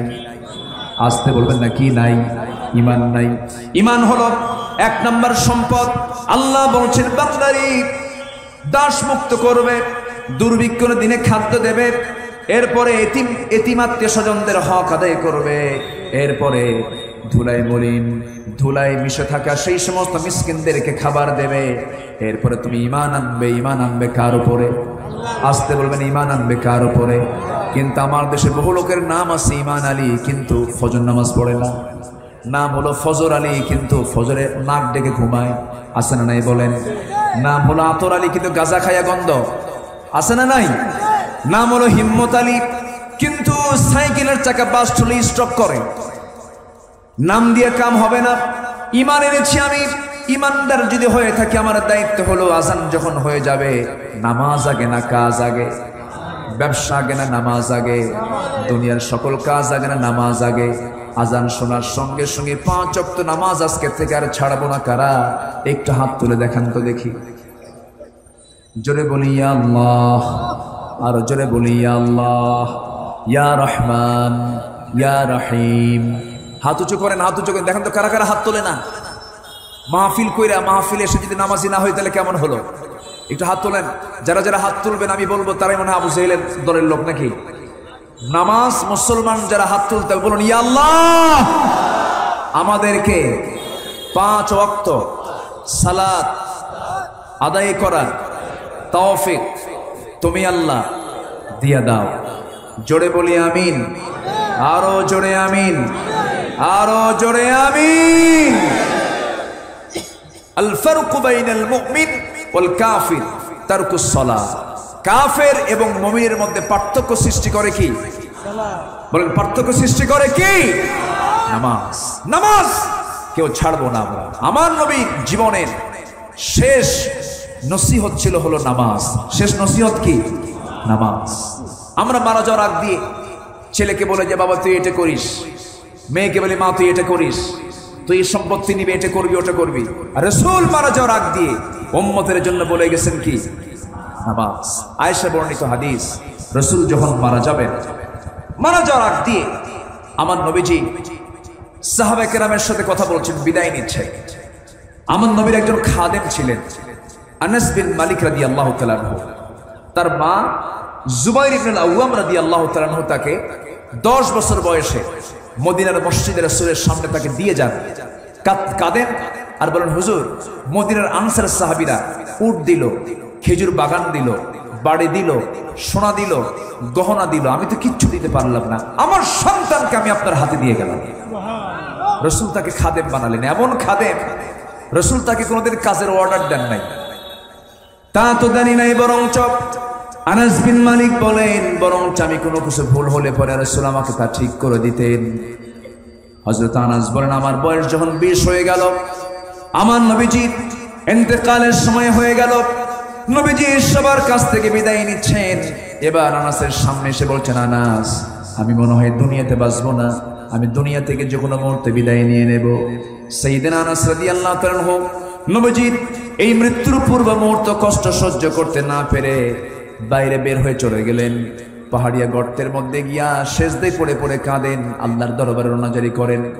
রাসূল তাকে মৃত্যুর পূর্বে দেখতে পাচ্ছিলেন না। রাসূল বলছেন সবাই তো আমি দেখতে পাচ্ছি, কিন্তু আমার খাদেম আনাসটা কই, আমার আনাসটা কই গেল? তন্ন তন্ন করে ওমরে ফারুক খুঁজে গিয়ে দেখেন হযরত আনাস একটা গর্তের মধ্যে, গুহার মধ্যে, পাহাড়িয়া গর্তের মধ্যে, গুহার মধ্যে তিনি সেজদায় পড়ে পড়ে কেঁদে কেঁদে বলছেন, আল্লাহ আমার বয়স মাত্র 20 বছর, নবীজির খেদমতে শুরু করেছি 10 বছর বয়সে, খেদমত তেমন করতে পারি না। আল্লাহ তোমার দরবারে ফরিয়াদ করি, আল্লাহ তুমি আমার রাসূলকে যুগের পর যুগ হায়াত বাড়ায়া দাও, আমি আনাস যেন তারকে যুগের পর যুগ যেন খেদমত করে যেতে পারি। এই দোয়া করছিলেন আর কাঁদতেছিলেন। পিছন থেকে ওমরে ফারুক বলছেন, ওরে আনাস, রাসূল তোমার জন্য দিওয়ানা হয়ে গেছেন, তাড়াতাড়ি চলো। রসুলকে খুশি করার জন্য ওমরে ফারুক আনাসকে সেই জায়গা থেকে ধরে এনে নবীর সামনে যখন হাজির করলেন, রসুল বলছেন, আনাস আমার সামনে থেকে দূরে থাকো কেন? মন খারাপ করেছো নাকি? আমার দ্বারা কোনো কষ্ট পেয়েছো নাকি? যদি কোনো ভুল হয়ে থাকে তুমি আমারে মাফ করে দিও। সঙ্গে সঙ্গে আনাস বলছেন, ইয়া রাসূলুল্লাহ, দোষ আপনি করবেন কেন? দোষ তো আমি করেছি। আমার বয়স মাত্র 10 বছর, মা আপনার খেদমতে আমাকে রেখে গেছেন, আমি আপনার তেমন কোনো খেদমত করতে পারি নাই। আমার মন চাচ্ছে আপনি যুগের পর যুগ বাঁচেন, আমি আনাস আপনার খেদমত করে যাই। রাসূল বলছেন, আনাস রে, মৃত্যুর সময় তো আমার হয়ে গেছে, সাকরাতুল মওতের লক্ষণ চলে আসছে, আমি যে কোনো মুহূর্তে দুনিয়া থেকে বিদায় নিয়ে নেব। আনাস তুমি আমার জন্য দোয়া করো, আমি যেন সুন্দর হালতে দুনিয়া থেকে বিদায় নিতে পারি। তবে আনাস বলছে, হুজুর আমার খেদমতের কি হবে? রাসূল বলছেন, আনাস রে, খেদমতের চিন্তা করো না, তুমি আমার খেদমত করতে যেহেতু চেয়েছো, আমি আল্লাহর কাছে বলবো, আল্লাহ জান্নাতের খাদেম অন্য কেউ হবে না, আমার জান্নাতের খাদেম হবে তুমি। আনাস জোরে কোন সুবহানাল্লাহ। আমার নবীজি সবাইকে সান্ত্বনা দিয়ে রাসূল দুনিয়া থেকে বিদায় নিচ্ছেন। বিদায় নেওয়ার পূর্ব মুহূর্তে আম্মা জান আয়েশা বর্ণিত হাদিস, আয়েশা সিদ্দিকা রাদিয়াল্লাহু তাআলা আনহা বলেন, রাসূল যখন মারা যাবেন, রাসূল আমার পাশে এসে আমাকে বলছেন, আয়েশা মাথায় প্রচন্ড ব্যথা, মাথায় পানি ঢেলে দাও। আমি রাসূলকে সুন্দর করে শোয়া দিলাম, সুন্দর করে মাথায় পানি ঢেলে দিলাম, মাথার চুলগুলো লম্বা লম্বা সুন্দর করে চিরুনি দিয়ে সুন্দর করে চুলগুলো আশ্রয় দিলাম। রাসূল হঠাৎ করে আজান শুনতে পেলেন, বলছেন, আয়েশা রে, আজান দিয়েছে বেলাল, মসজিদে যেতে হবে। তিনি গায়ের জোরে একটু দাঁড়ানোর চেষ্টা করলেন কিন্তু ব্যর্থ হয়ে গেলেন। নবীজি আবার পড়ে যাওয়ার মতো হয়ে গেলেন। আম্মা জান আয়েশা বলছেন, ইয়া রাসূলুল্লাহ, আপনি মনে হয় জামাতের নামাজ পড়তে পারবেন না, আপনি শুয়ে পড়ুন। রাসূল বলছেন, না রে আয়েশা, আজান যখন হয়েছে আমার সাহাবীদেরকে বলো তারা নামাজে দাঁড়ায়া যাক, আমি তো জামাতে মনে হয় নামাজ পড়তে পারবো না। তোমার বাবা আবু বকরকে আমার মুসল্লায় দাঁড় করে দাও, বলে দাও সে যেন আমার জায়গায় নামাজে দাঁড়ায়া যায়। আমার নবী যে মুসল্লায় সারা জীবন নামাজ পড়িয়েছেন, সেই মুসল্লায় অন্যজন যখন দাঁড়িয়েছেন, সাহাবায়ে কেরামদের মধ্যে কান্নার রোল পড়ে গেছে, কাঁদতেছেন সাহাবায়ে কেরাম। আমার নবীজি বলছেন, আয়েশা আমার সাহাবীরা কেন কান্দি, আমাকে জানালার কাছে নিয়ে যাও। জানালার কাছে যখন নিয়ে যাওয়া হলো, হুজরার ভিতরে জানালার কাছে গিয়ে দাঁড়ায় আছেন, নামাজ শুরু হয়ে গেছে, নামাজ শুরু করেছেন সাহাবীরা, রুকু করতেছেন, সেজদা দিচ্ছেন। আমার নবীজি দৃশ্যগুলো দেখতেছেন আর চোখের কোনা বেয়ে বেয়ে টপ টপ করে পানি পড়ছে, চোখের পানিতে আমার নবীজির গালগুলো ভিজে যাচ্ছে। আম্মা জান আয়েশা নবীজির চোখের পানিগুলো আস্তে আস্তে মুছে দিয়ে বলছেন, ইয়া রাসূলুল্লাহ, আপনি কাঁদেন কেন? আপনার কাঁদা তো আমার জন্য দারুণ কষ্টের কারণ হয়ে যায়। আপনার সাহাবীরা তো নামাজ পড়ছে, এটা তো আনন্দের সংবাদ। রাসূল বলছেন, আয়েশা রে, তুমি যে আমাকে চোখের পানি বের হতে দেখছো, এই চোখের পানি আমার দুঃখের নয়, কষ্টের নয়, যন্ত্রণার নয়, এই চোখের পানি হচ্ছে আমার আনন্দের চোখের পানি। কারণ এই নামাজ কায়েমের জন্য আমাকে বদরের প্রান্তরে যুদ্ধ করতে হয়েছে, এই নামাজ কায়েমের জন্য উহুদের ময়দানে আমাকে দান মোবারক শহীদ করতে হয়েছে। এই নামাজের কারণে কাফের মুশরিকরা আমাকে মক্কা থেকে ঘাড় ধাক্কা দিয়ে মদিনায় বের করে দিয়েছে, সেই নামাজ আজকে রাষ্ট্রীয় পর্যায়ে কায়েম হয়েছে, এই আনন্দে আমি কাঁদতেছি। আমার নবী এরপরে আস্তে করে তিনি আবার শুয়ে পড়লেন। মৃত্যুর সময় চলে এসেছে, যে কোনো সময় তিনি মারা যাবেন, মালাকুল মউত তার সামনে চলে আসবেন। আম্মা জান আয়েশা বলেন, রাসূল দুনিয়া থেকে বিদায় নেবেন, মালাকুল মউত দরজায় হাজির। এমন সময় রাসূল আমাকে আস্তে করে টান মেরে কাছে ডেকে বলছেন, আয়েশা আমার বুঝি মৃত্যুর সময় খুব কাছাকাছি। আমি জিবরাইলের সঙ্গে কথা বলেছি, জিবরাইল আমাকে বলেছেন, আপনার পৃথিবীতে বেঁচে থাকার চাইতে আল্লাহর সঙ্গে সাক্ষাৎটাই বড় শ্রেয় হয়ে যাবে। আমি আল্লাহর সাক্ষাতেই যেতে চাই, আমি আল্লাহর দিদারেই যেতে চাই। ভালো বান্দার, ইমানদার বান্দার দুনিয়াতে বেঁচে থাকার চাইতে মরে যাওয়াই ভালো, কারণ সাক্ষাৎ হবে কার সাথে? আসতে বলবেন না, কার সাথে? আমরা দুনিয়াতে মেহমান হয়ে এসেছি, আমরা বাড়িতে চলে যাব, আমরা বাড়িওয়ালা হয়ে জান্নাতে। জোরে বলেন সুবহানাল্লাহ। আমার নবীজি এই কথা বলি আয়েশাকে আস্তে করে কাছে টেনে বলেন, আয়েশা মুখটা কেমন যেন দুর্গন্ধ মনে হচ্ছে, একটা মেসওয়াক দাও তো। মেসওয়াক এনে দেওয়া হলো। আম্মা জান আয়েশা মেসওয়াকটা চাবায়া চাবায়া নরম করে দিলেন, শক্তটাতে চাবায়া চাবায়া নরম করে রাসূলের হাতে যখন দেওয়া হলো, আমার রাসূল সেই মেসওয়াকটা হাতের মধ্যে নিয়ে আগে মেসওয়াক শুরু না করে সেই মেসওয়াক দিয়ে সেই মেসওয়াকের আগায় লেগে থাকা আম্মা জান আয়েশার মুখের থুতুগুলো চুষে চুষে পান করে মুসকি মুসকি হাসি মেরে বলছেন, আয়েশা আমি তোমার স্বামী, তুমি আমার স্ত্রী, এই মৃত্যুর পূর্বেও আমি তোমাকে খুশি করার চেষ্টা করলাম। এই কথা বলি নবীজি মেসওয়াক সম্পূর্ণ করে মুখটা পরিষ্কার করে নবীজি মৃত্যুর প্রিপারেশন নিয়ে নিচ্ছেন। এমন সময় বলছেন, আয়েশা রে আমার সর্বশেষ একটা কথা আমি তোমাকে জানিয়ে দিচ্ছি। লক্ষ লক্ষ হাদিস তোমাকে আমি বর্ণনা করেছি, আজকে আমার সর্বশেষ হাদিস, সর্বশেষ কথা হলো আসসালাত আসসালাত আইমা মালাকাত আইমানুকুম। আমার উম্মতরা যেন কখনো 5 ওয়াক্ত নামাজ না ছেড়ে দেয়। সবাইকে নামাজ পড়তে রাজি আছেন? আল্লাহ তুমি সবাইকে নামাজি বানাও। জোরে বলি আমিন, আরো জোরে আল্লাহুম্মা আমিন। আমার ভাইরা, ইমানের অপর নাম হলো নামাজি হতে হবে। আমরা কি হব বলে? নামাজি হবে। নামাজ ইমানদার হব না বেনামাজ ইমানদার হব? বেনামাজ আবার ইমানদার কিসের হয়? ইন্নাল মুসলিমিনা ওয়াল মুসলিমাত ওয়াল মুমিনিনা ওয়াল মুমিনাত, মুমিন পুরুষ মুমিনা নারী, মুসলমান পুরুষ মুসলমান নারী আমাকে আপনাকে হতে হবে। আমার মা আপনাকেও 5 ওয়াক্ত নামাজি হতে হবে, স্বামীকে দাম দিতে হবে, পিতামাতার হক আদায় করতে হবে। তবে আমার দেশে শ্বশুর শাশুড়ি, শাশুড়ি এবং ছেলে বউয়ের সঙ্গে গন্ডগোল আছে না নাই? আসতে বলবেন না, আছে না নাই? আমাকে একজন কানে বলেছেন, হুজুর আপনি অন্তত এই বিষয়টা একটু বলবেন।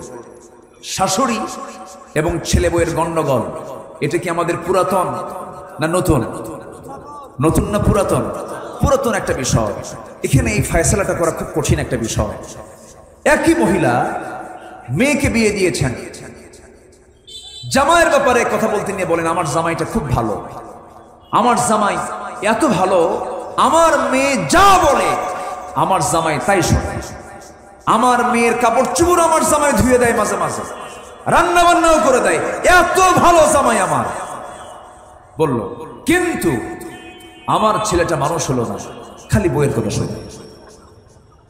আমার কথা কি বুঝতেছে? বউ যা বলে তাই শোনে, বউ ছাড়া আমার ছেলের জীবনে আর কিছু নাই। তাহলে বলেন তো কথা কয় প্রকার হলো? বললো কয়জন? বললো কয়জন? আচ্ছা, যদি একই লোকের মুখে যদি 2 ধরনের কথা বের হয়, এটা কি ইমানদারের লক্ষণ না মুনাফিকের লক্ষণ? এই জাতীয় সমস্যা আমাদের মা বোনদের মধ্যে আছে না নাই? মা, আপনার মেয়েকে যেমন আপনার মেয়েকে আপনি মেয়ে মনে করেন, অন্য ঘর থেকে আসা আপনার ছেলে বউকে আপনি মেয়ে মনে করেন, আপনি সুখী হবেন, আপনি আনন্দ পাবেন, আপনি তৃপ্তি পাবেন। এই কৃপণতা অনেক মহিলার মধ্যে লক্ষ্য করা যায়। আল্লাহ তুমি এলাকার প্রত্যেকটা ঘরকে জান্নাতের ঘর হিসেবে তুমি আল্লাহ কবুল করে নাও। স্বামীর গুরুত্ব আছে না নাই? অনেক মেয়েরা বলে, হুজুর শুধু স্বামীর ওয়াজ করেন, বইয়ের তো ওয়াজ করেন না।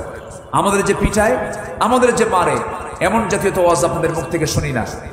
স্বামী কর্তৃক স্ত্রীর প্রতি জুলুমও আছে না নাই? আসতে বল, আছে না? আছে, জুলুম কিন্তু আছে। বউ কিন্তু কোনো চাকর না, বউ একটা সম্মানজনক পদ।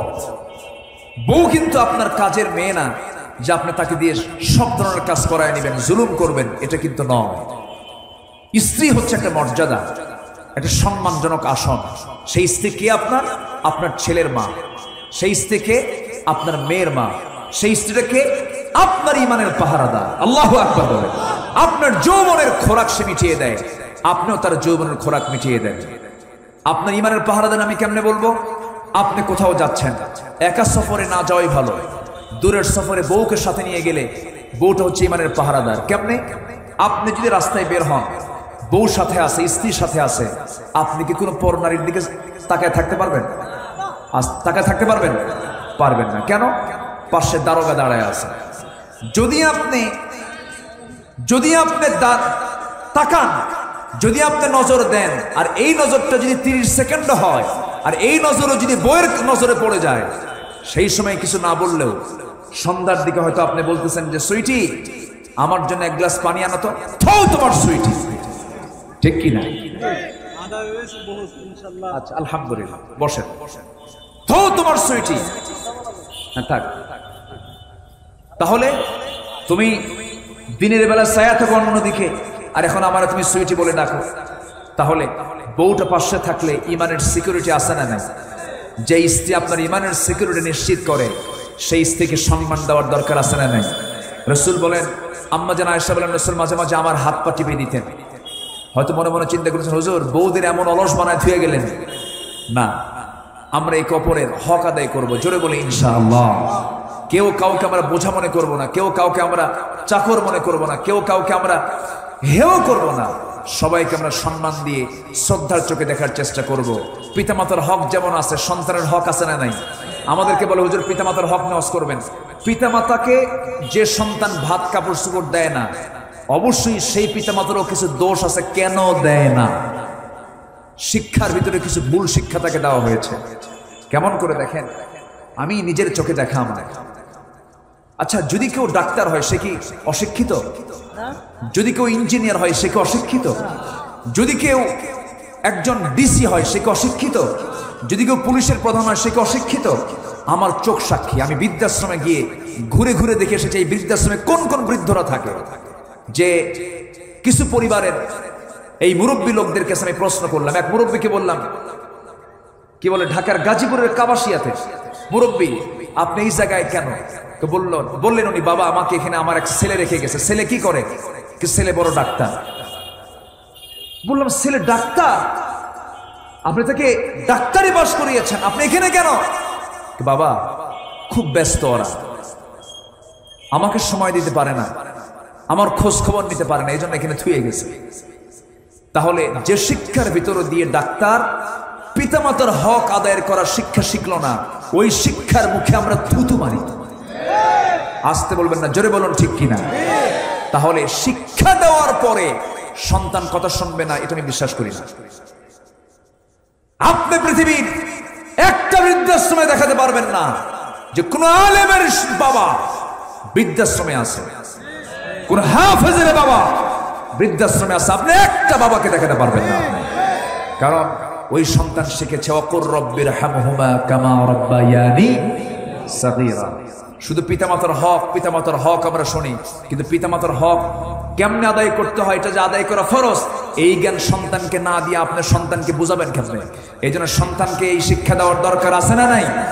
প্রত্যেক পিতাকে, প্রত্যেক মাতাকে আমার আজকে পরামর্শ হলো, আপনার সন্তান যেদিন পৃথিবীতে আসবে অথবা এসেছে, সঙ্গে সঙ্গে নিয়ত করতে হবে আপনার সন্তানের হাতে আগে এই গাইডলাইন তুলে দেন। 30 পারা কোরআন আপনার সন্তানের হাতে তুলে দেন। আল্লাহওয়ালা বানান, টাকাওয়ালা বানানোর দরকার নাই। শুধু টাকাওয়ালা বানাবেন, বুড়াকালে আপনি আপনার সন্তানকে দেখে ভয় পাবেন। আর আল্লাহওয়ালা বানাবেন, বুড়াকালে আপনার সন্তান আপনাকে দেখে ভয় পাবে। কথা ক্লিয়ার? আল্লাহ তুমি সবাইকে বোঝার তৌফিক দাও। আজান হয়েছে আরো আগে, আমি আর সময়টা না বাড়িয়ে যতটুকুন হয়েছে আমরা বলি আলহামদুলিল্লাহ, জোরে বলি আলহামদুলিল্লাহ। আমি সবাইকে ধন্যবাদ জানাচ্ছি। আমরা সবাই দোয়ার দিকে যাব, এখানে আজান হবে মোনাজাতের পর। সবাই আজানে নামাজে শামিল হব না ইনশাআল্লাহ? আমি সুদাত্ত আহ্বান জানাবো। এখানে এটা মসজিদ নাকি? মসজিদে অজুর জায়গা আছে, মোনাজাতের পর অজুর জন্য একটু সময় দেওয়া হবে। আমরা বাকি দোয়ার পরে আমরা সবাই একটা বৃহৎ জামাত এখানে শামিল হব, এই আশাবাদ কামনা করে আমি আমার কথা এখানে শেষ করছি। সুবহানাকাল্লাহু ওয়া বিহামদিকা আশহাদু আল্লা ইলাহা ইল্লা আনতা আস্তাগফিরুকা ওয়া আতুবু ইলাইক। আমরা আল্লাহর কাছে চাবো, আসুন আমরা কায়েম বাক্যে আমরা আল্লাহর কাছে চাই, আল্লাহ যেন আমাদের গুনাহগুলোকে মাফ করে দেন। মুহতারাম আপনি দোয়া করেন না? ইমাম সাহেব আমি দোয়া করব। আল্লাহুম্মা রব্বানা যালামনা أنفسنا وإن لم تغفر لنا وترحمنا لنكونن من الخاسرين। মিষ্টি বিকেল গোধূলি বেলা হাজারো মুসলমান নরনারীকে নিয়ে তোমার কালাম থেকে কিছু কথা বলেছি। গুনার বোঝা মাথায় নিয়ে কাঙ্গাল ফিকিরের মতো দুটো হাত পেতেছি। আল্লাহ গুনার দিকে নজর দিও না, বান্দা মনে করে তামাম জীবনের গুনাহগুলোকে মাফ করে দাও। জনম দুঃখিনী মা, জনম দুঃখী বাপ জান যারা চলে গেলেন, কবরগুলোকে জান্নাতের টুকরা বানায়া দাও। আব্বা আম্মার জন্য কি দোয়া তাও শিখিয়ে দিয়েছ, রব্বিরহামহুমা কামা রব্বায়ানি সগীরা। আল্লাহ তাআলা বিশেষ করে এই মাহফিলের আয়োজন যারা করলেন, শোনার জন্য দূর দূরান্ত থেকে যারা আসলেন, বিনিময়ে কিয়ামতের কঠিন ময়দান যেদিন কেউ কাউকে চিনবে না, এমনকি মা সন্তানকে পর্যন্ত স্বীকার করে বসবে, যেদিন মানুষ কাঁদতে কাঁদতে চোখের পানিগুলো ফুরে যাবে, চোখ থেকে রক্ত বের হওয়া শুরু হয়ে যাবে, সেই কঠিন মুসিবতের দিন এ মাহফিল সবার জন্য নাজাতের মাধ্যম তুমি আল্লাহ বানাইয়া দিও। আল্লাহ তাআলা এই দুনিয়া থেকে একদিন বিদায় নেব রে আল্লাহ, মূর্তি যখন হবে তুমি আল্লাহ শহীদি মওত তুমি আল্লাহ জুটাইয়া দিও। আল্লাহ তাআলা যুব সমাজ আজকের মাহফিলের ডাক দিয়েছেন, যুব সমাজদেরকে তুমি আল্লাহ কবুল করে নাও। অনেক প্রবাসী ভাই মাহফিলের জন্য অনেক খরচ তারা দিয়েছেন, তুমি তাদেরকেও কবুল করে নাও। প্রবাস জীবনকে তুমি আল্লাহ সুখময় করে দাও। সভাপতি মহোদয় মনি ভাইকে তুমি আল্লাহ কবুল করে নাও। আমার পাশে বসা মনির ভাইকে তুমি আল্লাহ কবুল করে নাও। আল্লাহ তাআলা সবার নাম তো আমার জানা নাই, যার যা চাওয়া তুমি আল্লাহ পাওয়া করে দিও। এই দুনিয়া থেকে কোন দিন বিদায় হব জানি না, ডান হাতে আমলনামা না আসা পর্যন্ত কবরে নিও না। এই পৃথিবীতে আসার তো সিরিয়াল ছিল, যাওয়ার তো কোনো সিরিয়াল নাই। আয় আল্লাহ তাআলা মেহেরবানি করে ডান হাতে আমলনামা না আসা পর্যন্ত কবরে নিবা না। আয় আল্লাহ তাআলা চেয়ারম্যান মহোদয় দোয়া চেয়েছেন, তুমি আল্লাহ তাকেও কবুল করে নাও। আয় আল্লাহ তাআলা গোটা দুনিয়ার মুসলিম উম্মার জন্য দোয়া করি, ও আল্লাহ তোমার খায়বি মদদ নাসিল করো। গোটা বিশ্ব মুসলিম উম্মার জন্য ওমরের মতো, আবু বকরের মতো একটা নেতা তুমি আল্লাহ পাঠাইয়া দাও। আয় আল্লাহ তাআলা এই দুনিয়াতে আসার তো সিরিয়াল ছিল, যাওয়ার তো কোনো সিরিয়াল নাই। কোন দিন মরবো জানি না, তবে যেদিন মরবো টান মেরে ঘর থেকে বের করে দেবে, জীবনের শেষ গোসলটা করাইয়া দেবে। আমাকে কাপড় চোপড়গুলো খুলে নিয়া, সেলাইওয়ালা কাপড়গুলো কেচি দিয়ে কেটে নিয়া আমাকে এমন জামা পরাইয়া দেবে যেই জামার সেলাই নাই, পকেট নাই, বোতাম নাই, মাথায় বাঁধন পায়ে বাঁধন দিয়া দিয়া রে কবরের দিকে নিয়ে চলে যাবে। কবরে শোয়া দেবে, বাঁশ চাপা দেবে, মাটি চাপা দেবে। ওই যে বিদায় দিয়ে আসবে, আর কোনোদিন কেউ খোঁজ নিতে যাবে না রে। ও আল্লাহ, এই দুনিয়াতে আরামের জন্য কত সুন্দর ঘর ছিল, এসি শীততাপ নিয়ন্ত্রিত কত নিয়ম কানুন ছিল, কত খাবার খেয়েছি, সব কিছু বন্ধ হয়ে যাবে, কবরে রেখে আসবে। ওই যে বিদায় দিয়ে দেবে, আর কোনোদিন কেউ খোঁজ নেওয়ার জন্য আর কেউ যাবে না রে। 24 ঘন্টা যাবে না, মাথার চুলে শ্যাম্পু দিলাম, চুলগুলো খসে খসে পড়বে। 3 দিন যাবে না, চামড়াগুলো গলে গলে পোকার পেটের খাবার হয়ে যাবে। 7 দিন যাবে না, 7 দিনের ব্যবধানে দেখা যাবে আমার পেটের নাড়ি ভুঁড়িগুলো সব চোখ মুখ কান নাক দিয়ে বের হওয়া শুরু হয়ে গেছে, কিম্বুত কিমাকার চেহারা হয়ে যাবে। 3 মাস পর দেখা যাবে কবর খুলে কয়েকটা হাড় ছাড়া কিচ্ছু নাই রে আল্লাহ। ও আল্লাহ, সে অন্তিম সময় যখন চলে আসবে, জবানে জারি করে দিও লা ইলাহা ইল্লাল্লাহু মুহাম্মাদুর রাসূলুল্লাহ। আসসালামু আলাইকুম ওয়া রাহমাতুল্লাহি ওয়া বারাকাতুহু। যে কিতাবের আলোচনা হচ্ছে, এই কিতাবকে পৃথিবীর কোনো লেখকের লেখা বই, পৃথিবীর কোনো মানুষ এটা রচনা করেছে? এই কিতাবটা কার পক্ষ থেকে নাজিল হওয়া? আসতে বলবেন না, কার পক্ষ থেকে? আমি নখটা উঁচু করেছি, তাহলে আল্লাহ নখের কোন দিকে? উপরে না? আল্লাহর পক্ষ থেকে নাজিল হওয়া। তাহলে কোরআনটা এসেছে এই দিক থেকে না এই দিক থেকে? উপর থেকে। আসমানি কিতাব, আসমানি গ্রন্থ। পৃথিবীর সব কিতাব ভুল হবে, পৃথিবীর সকল বই লিখতে পড়তে ভুল হয়ে যাবে। আমার আল্লাহর সৃষ্টি যেমন নিখুঁত, আমার আল্লাহ তাআলার কর্মপদ্ধতি যেমন নিখুঁত, তেমন আল্লাহ তাআলার বিধানটাও নিখুঁত, নির্ভুল। জোরে বলে সুবহানাল্লাহ। আমার আপনার বাড়ি যখন নির্মাণ করি, ইঞ্জিনিয়ার বলে দিয়েছে 20টা কলাম দিলেই বিল্ডিং হয়ে যাবে। বিল্ডিং করার পর আরেক ইঞ্জিনিয়ার এসে বলল, না, কলাম 2টা শর্ট পড়ছে, আরো 2টা দিলে ভালো হতো। আপনার এই জায়গায় রডটা কম হয়ে গেছে, এখানে এটা না বসে এটা এখানে বসলে ভালো হতো। আমাদের চিন্তা প্ল্যানে ভুল ধরা পড়ে কি পড়ে না? পড়ে। অথচ এই দুনিয়ার একটা ছাদ আল্লাহ তাআলা দিয়েছেন, প্রথম আকাশের একটা ছাদ দিয়েছেন। এই ছাদে কোনো খুঁটি আছে? আসতে বলবেন না, খুঁটি আছে? খুঁটিবিহীন ছাদ, ঝুলন্ত ছাদ, বেগাইরি আমাদিন তারাউনাহা। তুমি কি দেখো না আমার কি সূক্ষ্ম পরিকল্পনা? কোটি কোটি বছর এই দুনিয়ার বয়স, একটা আকাশ আমি তোমার মাথার উপরে ছাদ বানিয়ে দিয়েছি। ওয়াসসামা বিনা, তোমার জন্য আকাশের ছাদ বানিয়েছি। দেখো না খুঁটিবিহীন ছাদ আমি আল্লাহ কেমন করে বানায় রাখছি, কোথাও কোনো ভুল নাই। জোরে বলুন সুবহানাল্লাহ। যিনি এই বিশাল আকাশের মালিক হতে পারেন, যিনি এই বিশাল প্রদীপ্ত সূর্যের মালিক হতে পারেন, তিনি আমার আপনার জীবন চলার জন্য তিনি কি একটা পথ দেখাতে পারেন না? আসতে বলবেন না, পারেন না? অবশ্যই তিনি পারেন। সেজন্য তিনি আমাকে আপনাকে পথ দেখানোর জন্য একটা দিশা দিয়েছেন। সেই দিশার নাম কি? বলেন, সেই দিশার নাম কি? কোরআন। কোরআনে কারীমে আল্লাহ তাআলা বান্দাকে বহু নিয়ামতের কথা বলেছেন। একটা সূরা আছে যে সূরাতে আল্লাহ তাআলা ফাবিআইয়ি আলাইহি রাব্বিকুমা তুকাযযিবান, এই কথা একবার বলেছেন না বারবার বলেছেন? বারবার। এর মানে হলো তুমি তোমার রবের কোন কোন নিয়ামতকে তুমি অস্বীকার করবে, কোন কোন নিয়ামতকে তুমি অস্বীকার করবে, এই কথাটা বারবার বলেছেন সূরা রহমানের ভিতরে। কিন্তু শুরু করেছেন দেখেন কি দিয়ে? আল্লাহ তাআলা অনেক নিয়ামত দিয়েছেন, কিন্তু আল্লাহ তাআলা শুরু করেছেন তার রহমান নাম দিয়ে। এরপরে তিনি কি বলছেন? আল্লাহ রাব্বুল আলামিন বলেন, আর রহমান আল্লামাল কুরআন খালাকাল ইনসানা আল্লামাহুল বায়ান। যিনি রহমান, যিনি দয়ালু, যিনি বান্দাকে কোরআন শিক্ষা দিয়েছেন। এক নাম্বার, তিনি বান্দার প্রতি দয়া করে কি শিক্ষা দিয়েছেন বলেন? কোরআনটাকে শিখিয়েছেন, কোরআন শিক্ষা তিনি দিয়েছেন।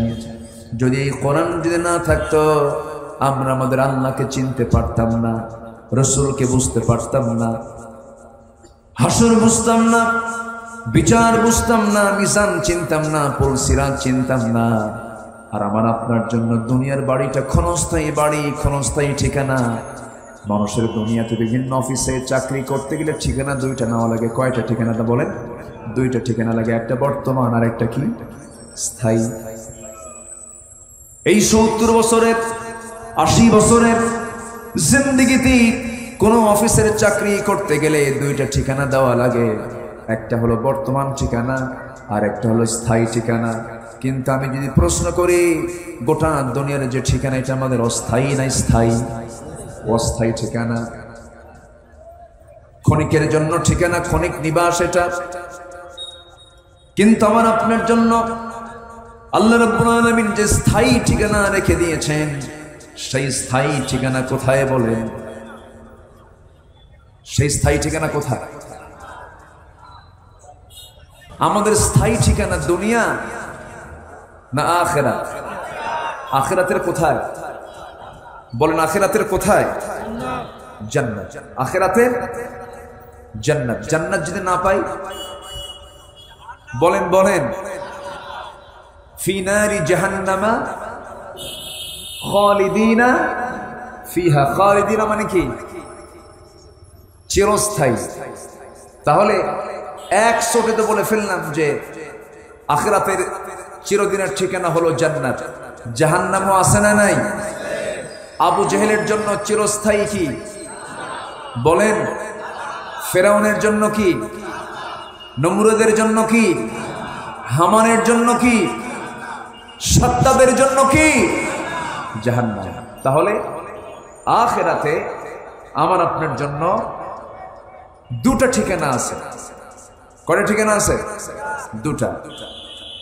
গো to hell, go to heaven. জান্নাতে যাও অথবা জাহান্নামে যাও।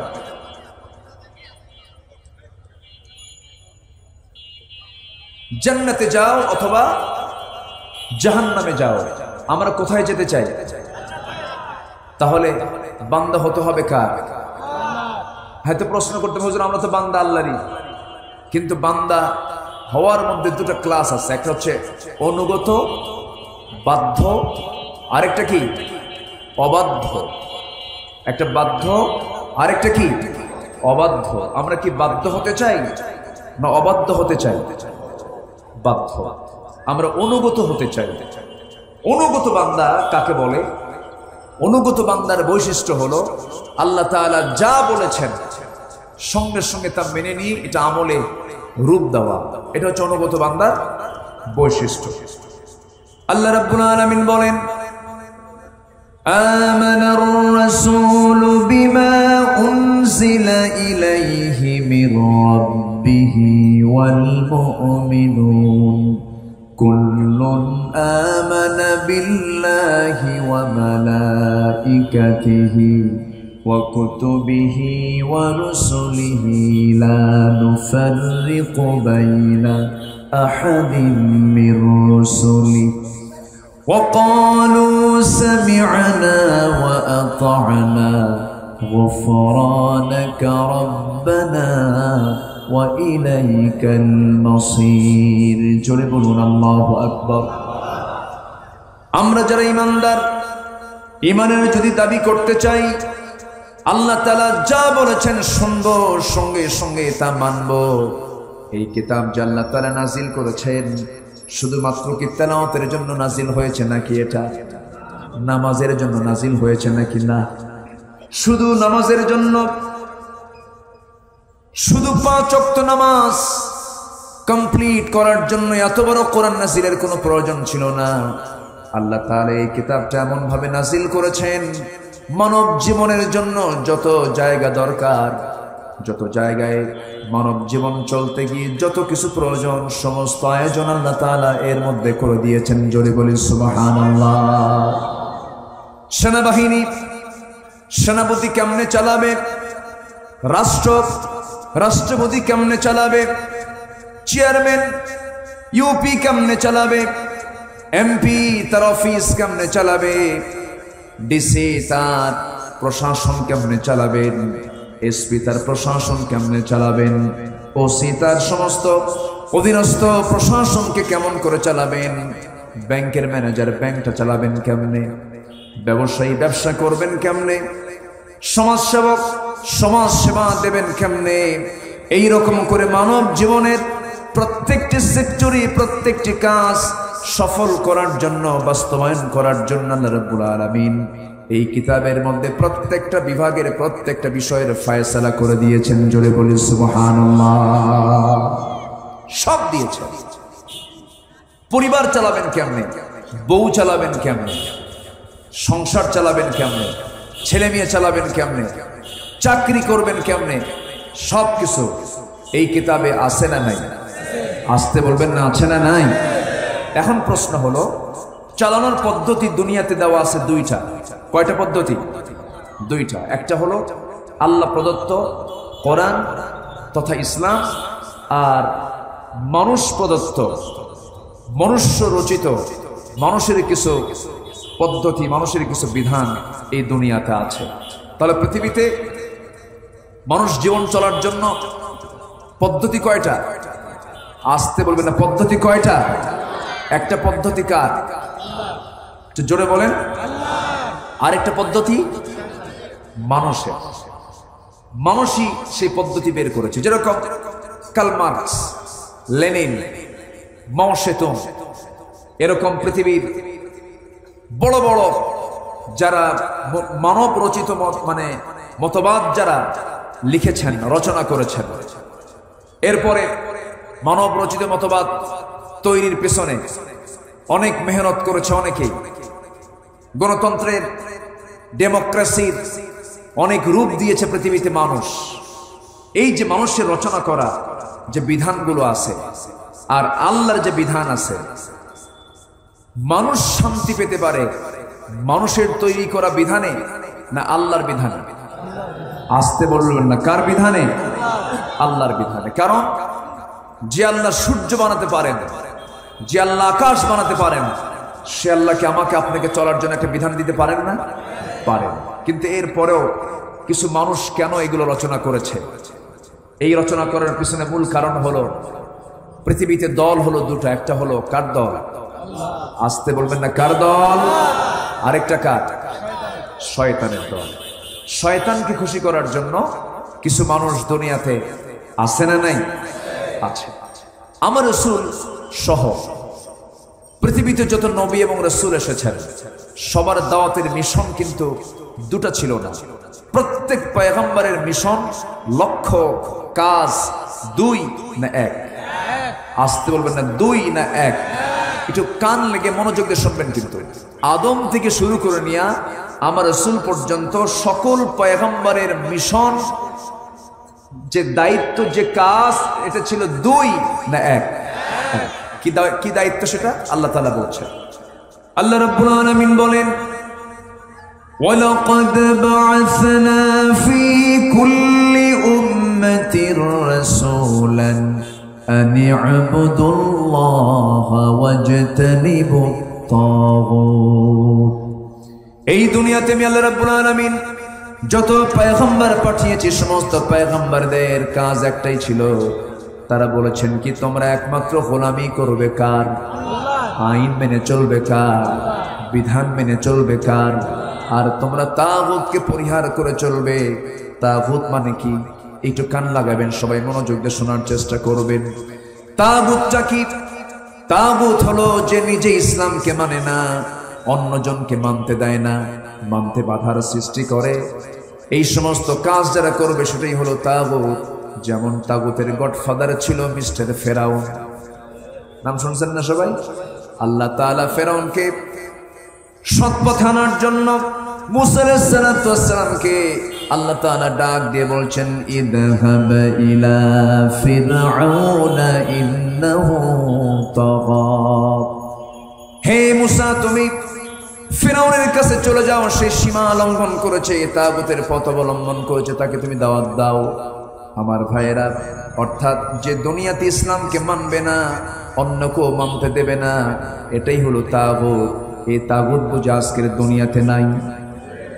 আসতে বলবেন না, আসতে বলবেন না, আছে না নাই? হয়তো বলবেন, আমরা তো নামাজে বাধা দেই না, আমরা তো মসজিদ বানাতে বাধা দেই না, আমরা তো মাদ্রাসা তৈরিতে বাধা দেই না, কোরআন শিক্ষায় তো আমরা বাধা দেই না। এই সমস্ত বাধা কিন্তু আমেরিকাতেও নাই। আমেরিকায় বাধা আছে? আমেরিকাতে মসজিদ আছে না নাই? ইউরোপে মসজিদ আছে না নাই? জার্মানিতে মসজিদ আছে না নাই? রাশিয়াতে মসজিদ আছে না নাই? আছে। ভারতে মসজিদ আছে না নাই? গোটা পৃথিবীর কোন সরকার খ্রিস্টান হোক, বৌদ্ধ হোক, কেউ মসজিদ বানাতে বাধা দেবে না। তোমরা মসজিদ বানাও, নামাজ পড়ো। কিন্তু আপনি যখন বলবেন নামাজ শুধু পড়বো না, নামাজ কায়েমের সংগ্রাম করব, বাধা মনে হয় নাই? আসতে বলবেন না, আছে না নাই? তাহলে আপনি যে বলছেন আমরা মসজিদ বানাতে বাধা দেই না, সেই বাধা জো বাইডেনও দেন, সেই বাধা ঋষি সোনাক, লিজ ট্রাস, বরিস জনসনরা দেয় না, সেই বাধা নরেন্দ্র মোদী দেয় না, সেই বাধা ভ্লাদিমির পুতিন দেয় না। ভ্লাদিমির পুতিন তার যুদ্ধের কাজে মুসলমানকে কাজে লাগিয়েছে, ইউক্রেনকে হামলার জন্য। তাহলে কেউ বাধা দিচ্ছে না মসজিদ বানাতে, মাদ্রাসা বানাতে, কেউ বাধা দেবে না।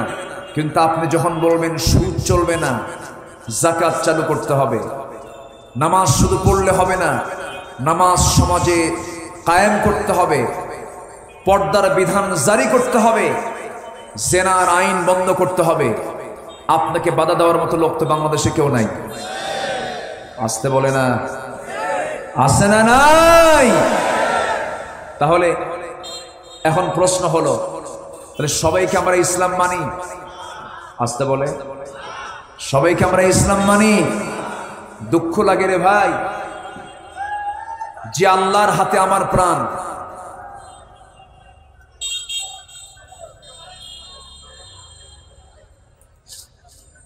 যে আল্লাহর হাতে আমার প্রাণ, যে আল্লাহ আমাকে চালান, যার প্রাণ আমার হাতে, আমার প্রাণ যার হাতে, সেই মহান রবের নাম আল্লাহু আকবার। কোন এক ব্যক্তি জনসভায় বক্তৃতা দিতে নিয়ে আল্লাহু আকবার বললেন, এটা নাকি বিশাল বড় দোষের কাজ হয়ে গেছে, এটা নাকি জঙ্গি জঙ্গি গন্ধ করে। আল্লাহু আকবার। আমার যখন জন্ম হয়েছে তখন আমার কানে এই আজান শব্দ শোনানো হয়েছে কি হয় নাই? যদি না হয়ে থাকে তাহলে আপনি মুসলিম পরিবারে জন্ম নেন নাই। আসতে কোন কেন? মুসলিম পরিবারে জন্ম নিলে নিজে না পারলে হুজুর একটা ডাক দিয়ে নাকি কানে কি ঢুকায় দেয়? আরো জোরে আল্লাহু আকবার। জন্মের স্লোগান হলো আল্লাহু আকবার, নামাজের স্লোগান হলো আল্লাহু আকবার, আজানের স্লোগান হলো আল্লাহু আকবার। জীবনের ৬০-৭০ বছরের এই সময়টা পার করে আমি যখন মৃত্যুর মুখোমুখি হয়ে যাব, আমার লাশ গোসল করায়া কাফনের কাপড় পরায়া যখন জানাজার প্রান্তরে নেবে, তখন ইমাম সাহেব লাশকে সামনে রেখে তাকবীর দিবেন কয়টা? তখনও বলতে হবে কি? আরো জোরে, আরো জোরে বলেন। তাহলে জন্মে আল্লাহু আকবার, মৃত্যুতে আল্লাহু আকবার, নামাজে আল্লাহু আকবার, আকামতে আল্লাহু আকবার, গুরু জব করতে নিয়ে বিসমিল্লাহ আল্লাহু আকবার, জনসভায়, তাফসিরে, ওয়াজ মাহফিলে, দলের মিটিংয়ে আল্লাহু আকবার বলতে যাদের লজ্জা পায় তাদের জানাজা না দিয়া কুত্তা বিড়ালের মতো বিদায় করা দরকার। এ মতের পক্ষে রাজি আছেন কারা কারা? হাত উঁচু করে দেখা।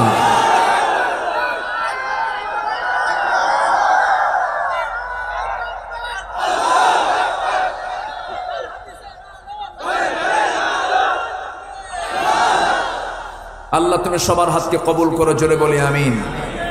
আরো জোরে আমিন। কষ্ট পাচ্ছেন আপনারা?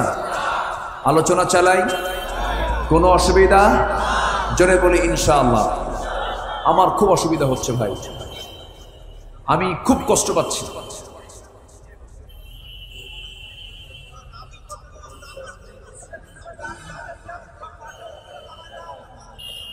আচ্ছা, আমার দিকে তাকান।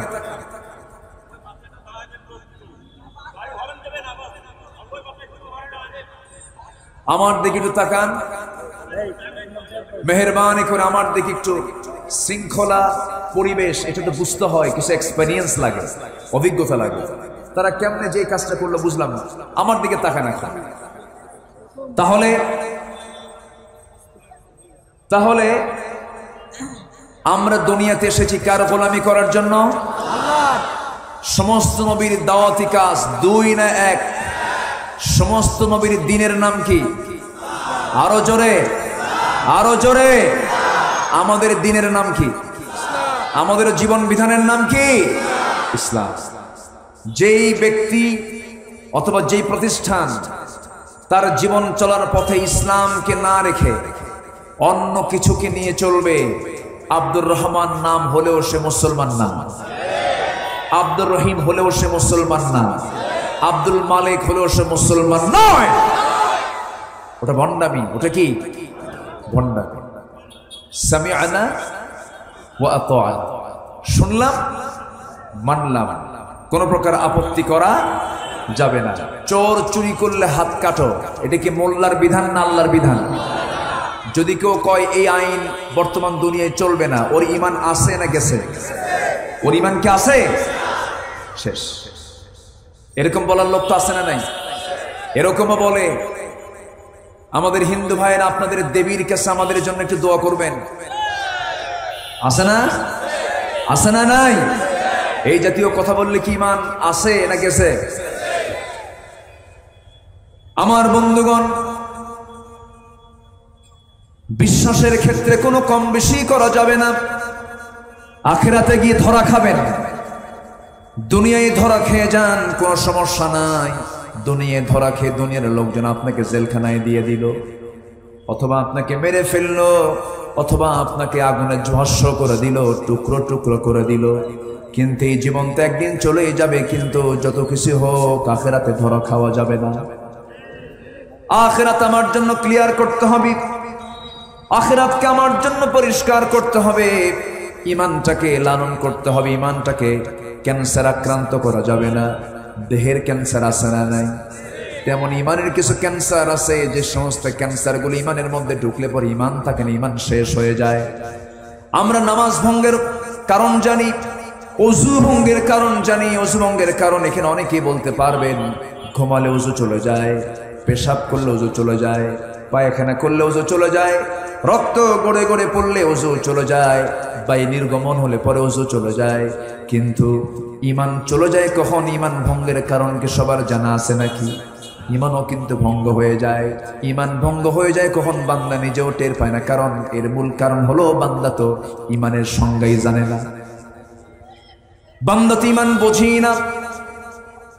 গোটা কোরআনে কতগুলো আয়াত আছে শুরু থেকে শেষ পর্যন্ত, সূরা বাকারা থেকে নাস পর্যন্ত, বিসমিল্লাহির রহমানির রহিম থেকে মিনাল জিন্নাতি ওয়ান নাস এই পর্যন্ত যতগুলো আয়াত আছে, এই আয়াতের ভিতরে আপনি যদি একটা হরফকে অস্বীকার করেন, কফ ওয়াল কুরআনিল মাজিদ, এই কফ এই একটা হরফকে আপনি যদি অস্বীকার করেন আপনি কাফের হয়ে যাবেন।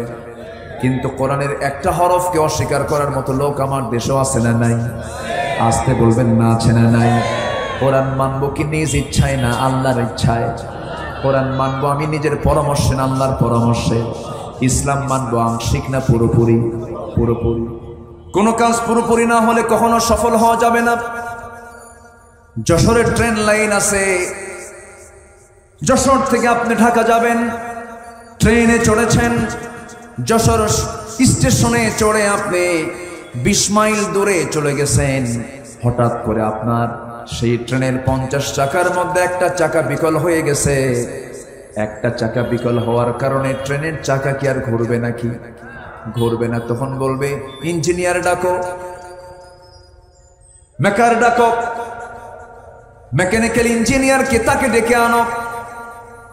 50টা চাকার মধ্যে একটা চাকা নষ্ট হলে যেমন গোটা 49টা চাকা বিকল হয়ে পড়ে, তেমনি ইসলামে রয়েছে ব্যক্তিগত জীবনের চাকা,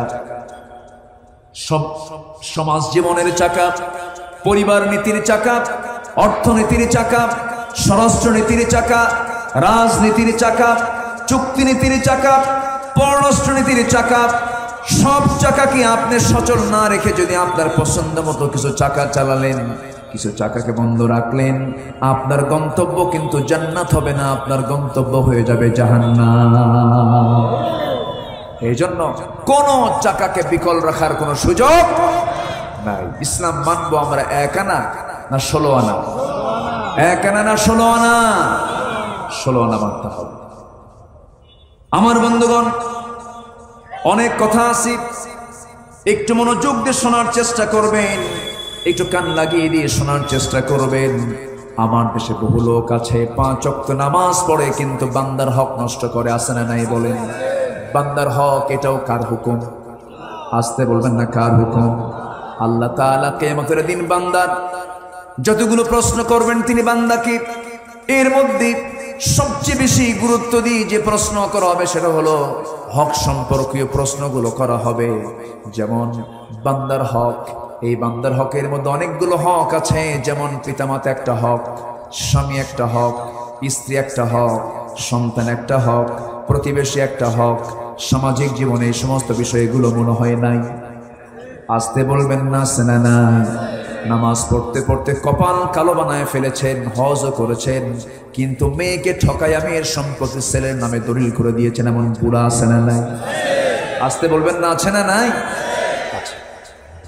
এতিমের দিকে তাকায় না, দুস্থের দিকে তাকায় না, অসহায়ের দিকে তাকায় না, মিসকিনের দিকে তাকায় না, অথচ আল্লাহ তাআলা তাকে তাকানোর মতো যোগ্যতাও দিয়েছেন, সবকিছু দিয়েছেন। তাকাবে কখন? বরঞ্চ তার সম্পদ আরো মেরে খাওয়ার জন্য চিন্তা করে। রাস্তার টাকা মেরে খাওয়া লোক আছে না নাই? আসতে বলো, রাস্তার টাকা মেরে খাওয়া লোক আছে না নাই? রাস্তার টাকা কি একজনের না সবার? সেটা কি একজন খেতে পারবে? পারবে। বিধবার ভাতা আমার দেশে আছে, বিধবা ভাতা আমার দেশে আছে। এই সাইডটা, এই যে এই সাইড একটা লোক কথা বলতে পারবে না, একটা লোক কথা বলবে না। এইদিকে কেউ কথা বলবেন না। ভলেন্টিয়ার একটু খেয়াল করেন তো, আমার দিকে তাকান। বিধবা ভাতা গভর্নমেন্ট দিয়েছেন, গভর্নমেন্ট দিয়েছে, ভালো, আলহামদুলিল্লাহ, বলেন আলহামদুলিল্লাহ। বিধবার পাশে শুধু গভর্নমেন্ট কেন, ব্যক্তিও দাঁড়াতে হবে, ঠিক কিনা বলেন? বিধবার পাশে রাসূল বিধবার পাশে দাঁড়িয়েছেন, অসহায়ের পাশে। দুস্থ ভাতা, বিধবা ভাতা, বয়স্ক ভাতা, প্রতিবন্ধী ভাতা আমার দেশে আছে না? আছে, এটা ভালো। কিন্তু বিধবার তালিকায় মাঝে মাঝে দেখা যায় চেয়ারম্যানের বউ 1 নম্বরে আছে। তাজা থাকা অবস্থায় তার বউ আর বিধবা হয় কেমন? এটাই তো বুঝে আসে। এরকম কিছু 2 নম্বরই আমার দেশে মনে হয় নেই বললেই চলে। আসতে বলবেন না, আছে না? নাই, আছে। এই সমস্ত লোকের অবস্থান হবে হলো জান্নাত না জাহান্নাম? জান্নাত না জাহান্নাম? জাহান্নাম। আমি সূরা বালাদ থেকে তেলাওয়াত করেছি। কি সূরা থেকে বলেন তো? বালাদ। বালাদ বলতে বোঝানো হয়েছে একটা শহরকে, সেটা হলো মক্কা, যেটা কাবার শহর। যে শহরে কাবা আছে সেই শহরকে বালাদ। আল্লাহ তাআলা এই শহরের তিনি কসম খেয়েছেন, লা উকসিমু বিহাদাল বালাদ। আল্লাহ তাআলা ওই শহরের তিনি কসম খেয়েছেন। কোন শহর? যে শহর সম্পর্কে কাফের মুশরিকরা জানতো, যে শহরে পানি ছিল না, যে কাবার চতুর্পাশে কোনো মানুষ ছিল না, কোনো পশু পাখি ছিল না, সেই শহরকে আল্লাহ তাআলা এমন আবাদ করে দিয়েছেন, গোটা পৃথিবীর মানুষ গিয়ে সেখানে ঘুরে আসে। জোরে বলে সুবহানাল্লাহ। শুধু ঘুরে আসার জন্য নয়, এটা হুকুমটা কি সুন্নত ওয়াজিব না ফরজ? সুন্নত ওয়াজিব না ফরজ? ফরজ করে দিয়েছেন।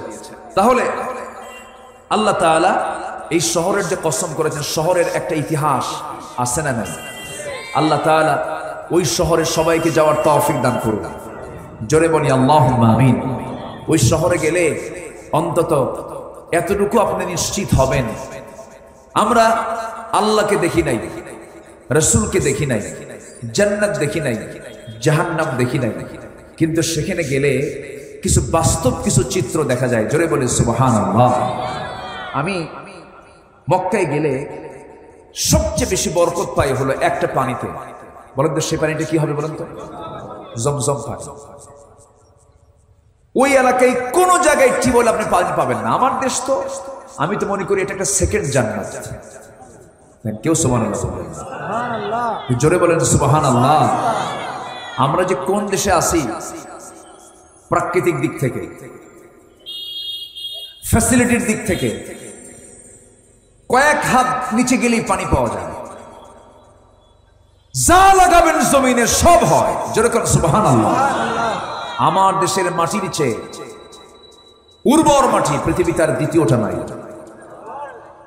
আমার দেশে আছে কয়লার খনি, গ্যাসের খনি, স্বর্ণের খনি, এমন কোন খনি নাই, তেলের খনি, সব খনি আছে। আমার দেশে সমতল আছে, পাহাড় আছে, পাথর আছে, নদী আছে, মিঠা পানির মাছ আছে, লোনা পানি আছে, সমুদ্র আছে, শত শত নদী দিয়ে ঘেরা আমার এই সোনার বাংলা সবই ছিল। কিন্তু সবচেয়ে বড় খনি একটা আছে, সেটা হলো চোরের খনি। আমার দেশ থেকে বিগত কয়েক বছরে এই দেশ থেকে টাকা পাচার হয়েছে 14 লক্ষ কোটি টাকা।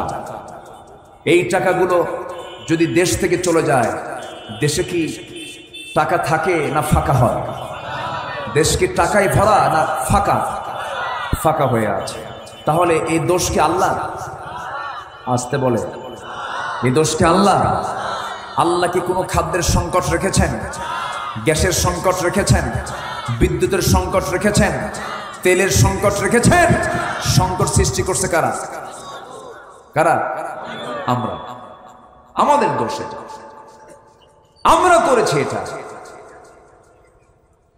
সাগরের ভিতরে যত পানি আছে তার চেয়ে বেশি পানি আছে হলো, তার চাইতে বেশি তেল আছে হলো আমার নবীজি যে পথে তিনি ইসরা করে মেরাজের রাতে রওনা দিয়েছিলেন। জোরে বলেন সুবহানাল্লাহ। তেলের কোনো সংকট নেই, তেল বন্টনের সংকট। সম্পদের সংকট নেই, বন্টনের সংকট আছে। ঠিক কিনা বলেন? বন্টন করবে জনগণ, কিন্তু সেই জনগণের ভিতরে যদি যারা নেতৃস্থানীয় তারা যদি চোর হয়, বন্টন কি ঠিক হবে? হবে না। সম্মানিত ভাইরা, আল্লাহ তাআলা সেই কাবার কসম খাচ্ছেন, মক্কা নগরীর কসম খাচ্ছেন, দেখো আমি আল্লাহ তাআলা অনুর্বর একটা এলাকাকে উর্বর করে দিয়েছি, কোথাও পানি নেই, কোথাও আপনি পানি পাবেন না। জমজম কূপকে আল্লাহ তাআলা এত বরকতময় করে দিয়েছেন, এই পর্যন্ত পানি উঠছেই, কিয়ামত পর্যন্ত উঠবে, পানির কোনো কমতি নাই। জোরে কোন সুবহানাল্লাহ। পৃথিবীর সকল পানি দিয়া শুধু আপনার তৃষ্ণা নিবারণ হয়, পৃথিবীর সকল পানি দিয়ে আপনার তৃষ্ণা শুধু আপনার মিটে যায়, কিন্তু ক্ষুধা মিটে যায় না। কিন্তু জমজম কূপের পানি আল্লাহ তাআলা এমন পানি মানুষের জন্য দিয়েছেন যা শুধু পানিও না, তা একটা খাদ্যও বটে।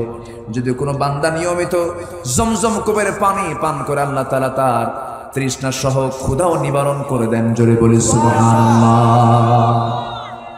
এই পানিতে যা ক্যালসিয়াম, ম্যাগনেসিয়াম, পটাশ, ফসফরাস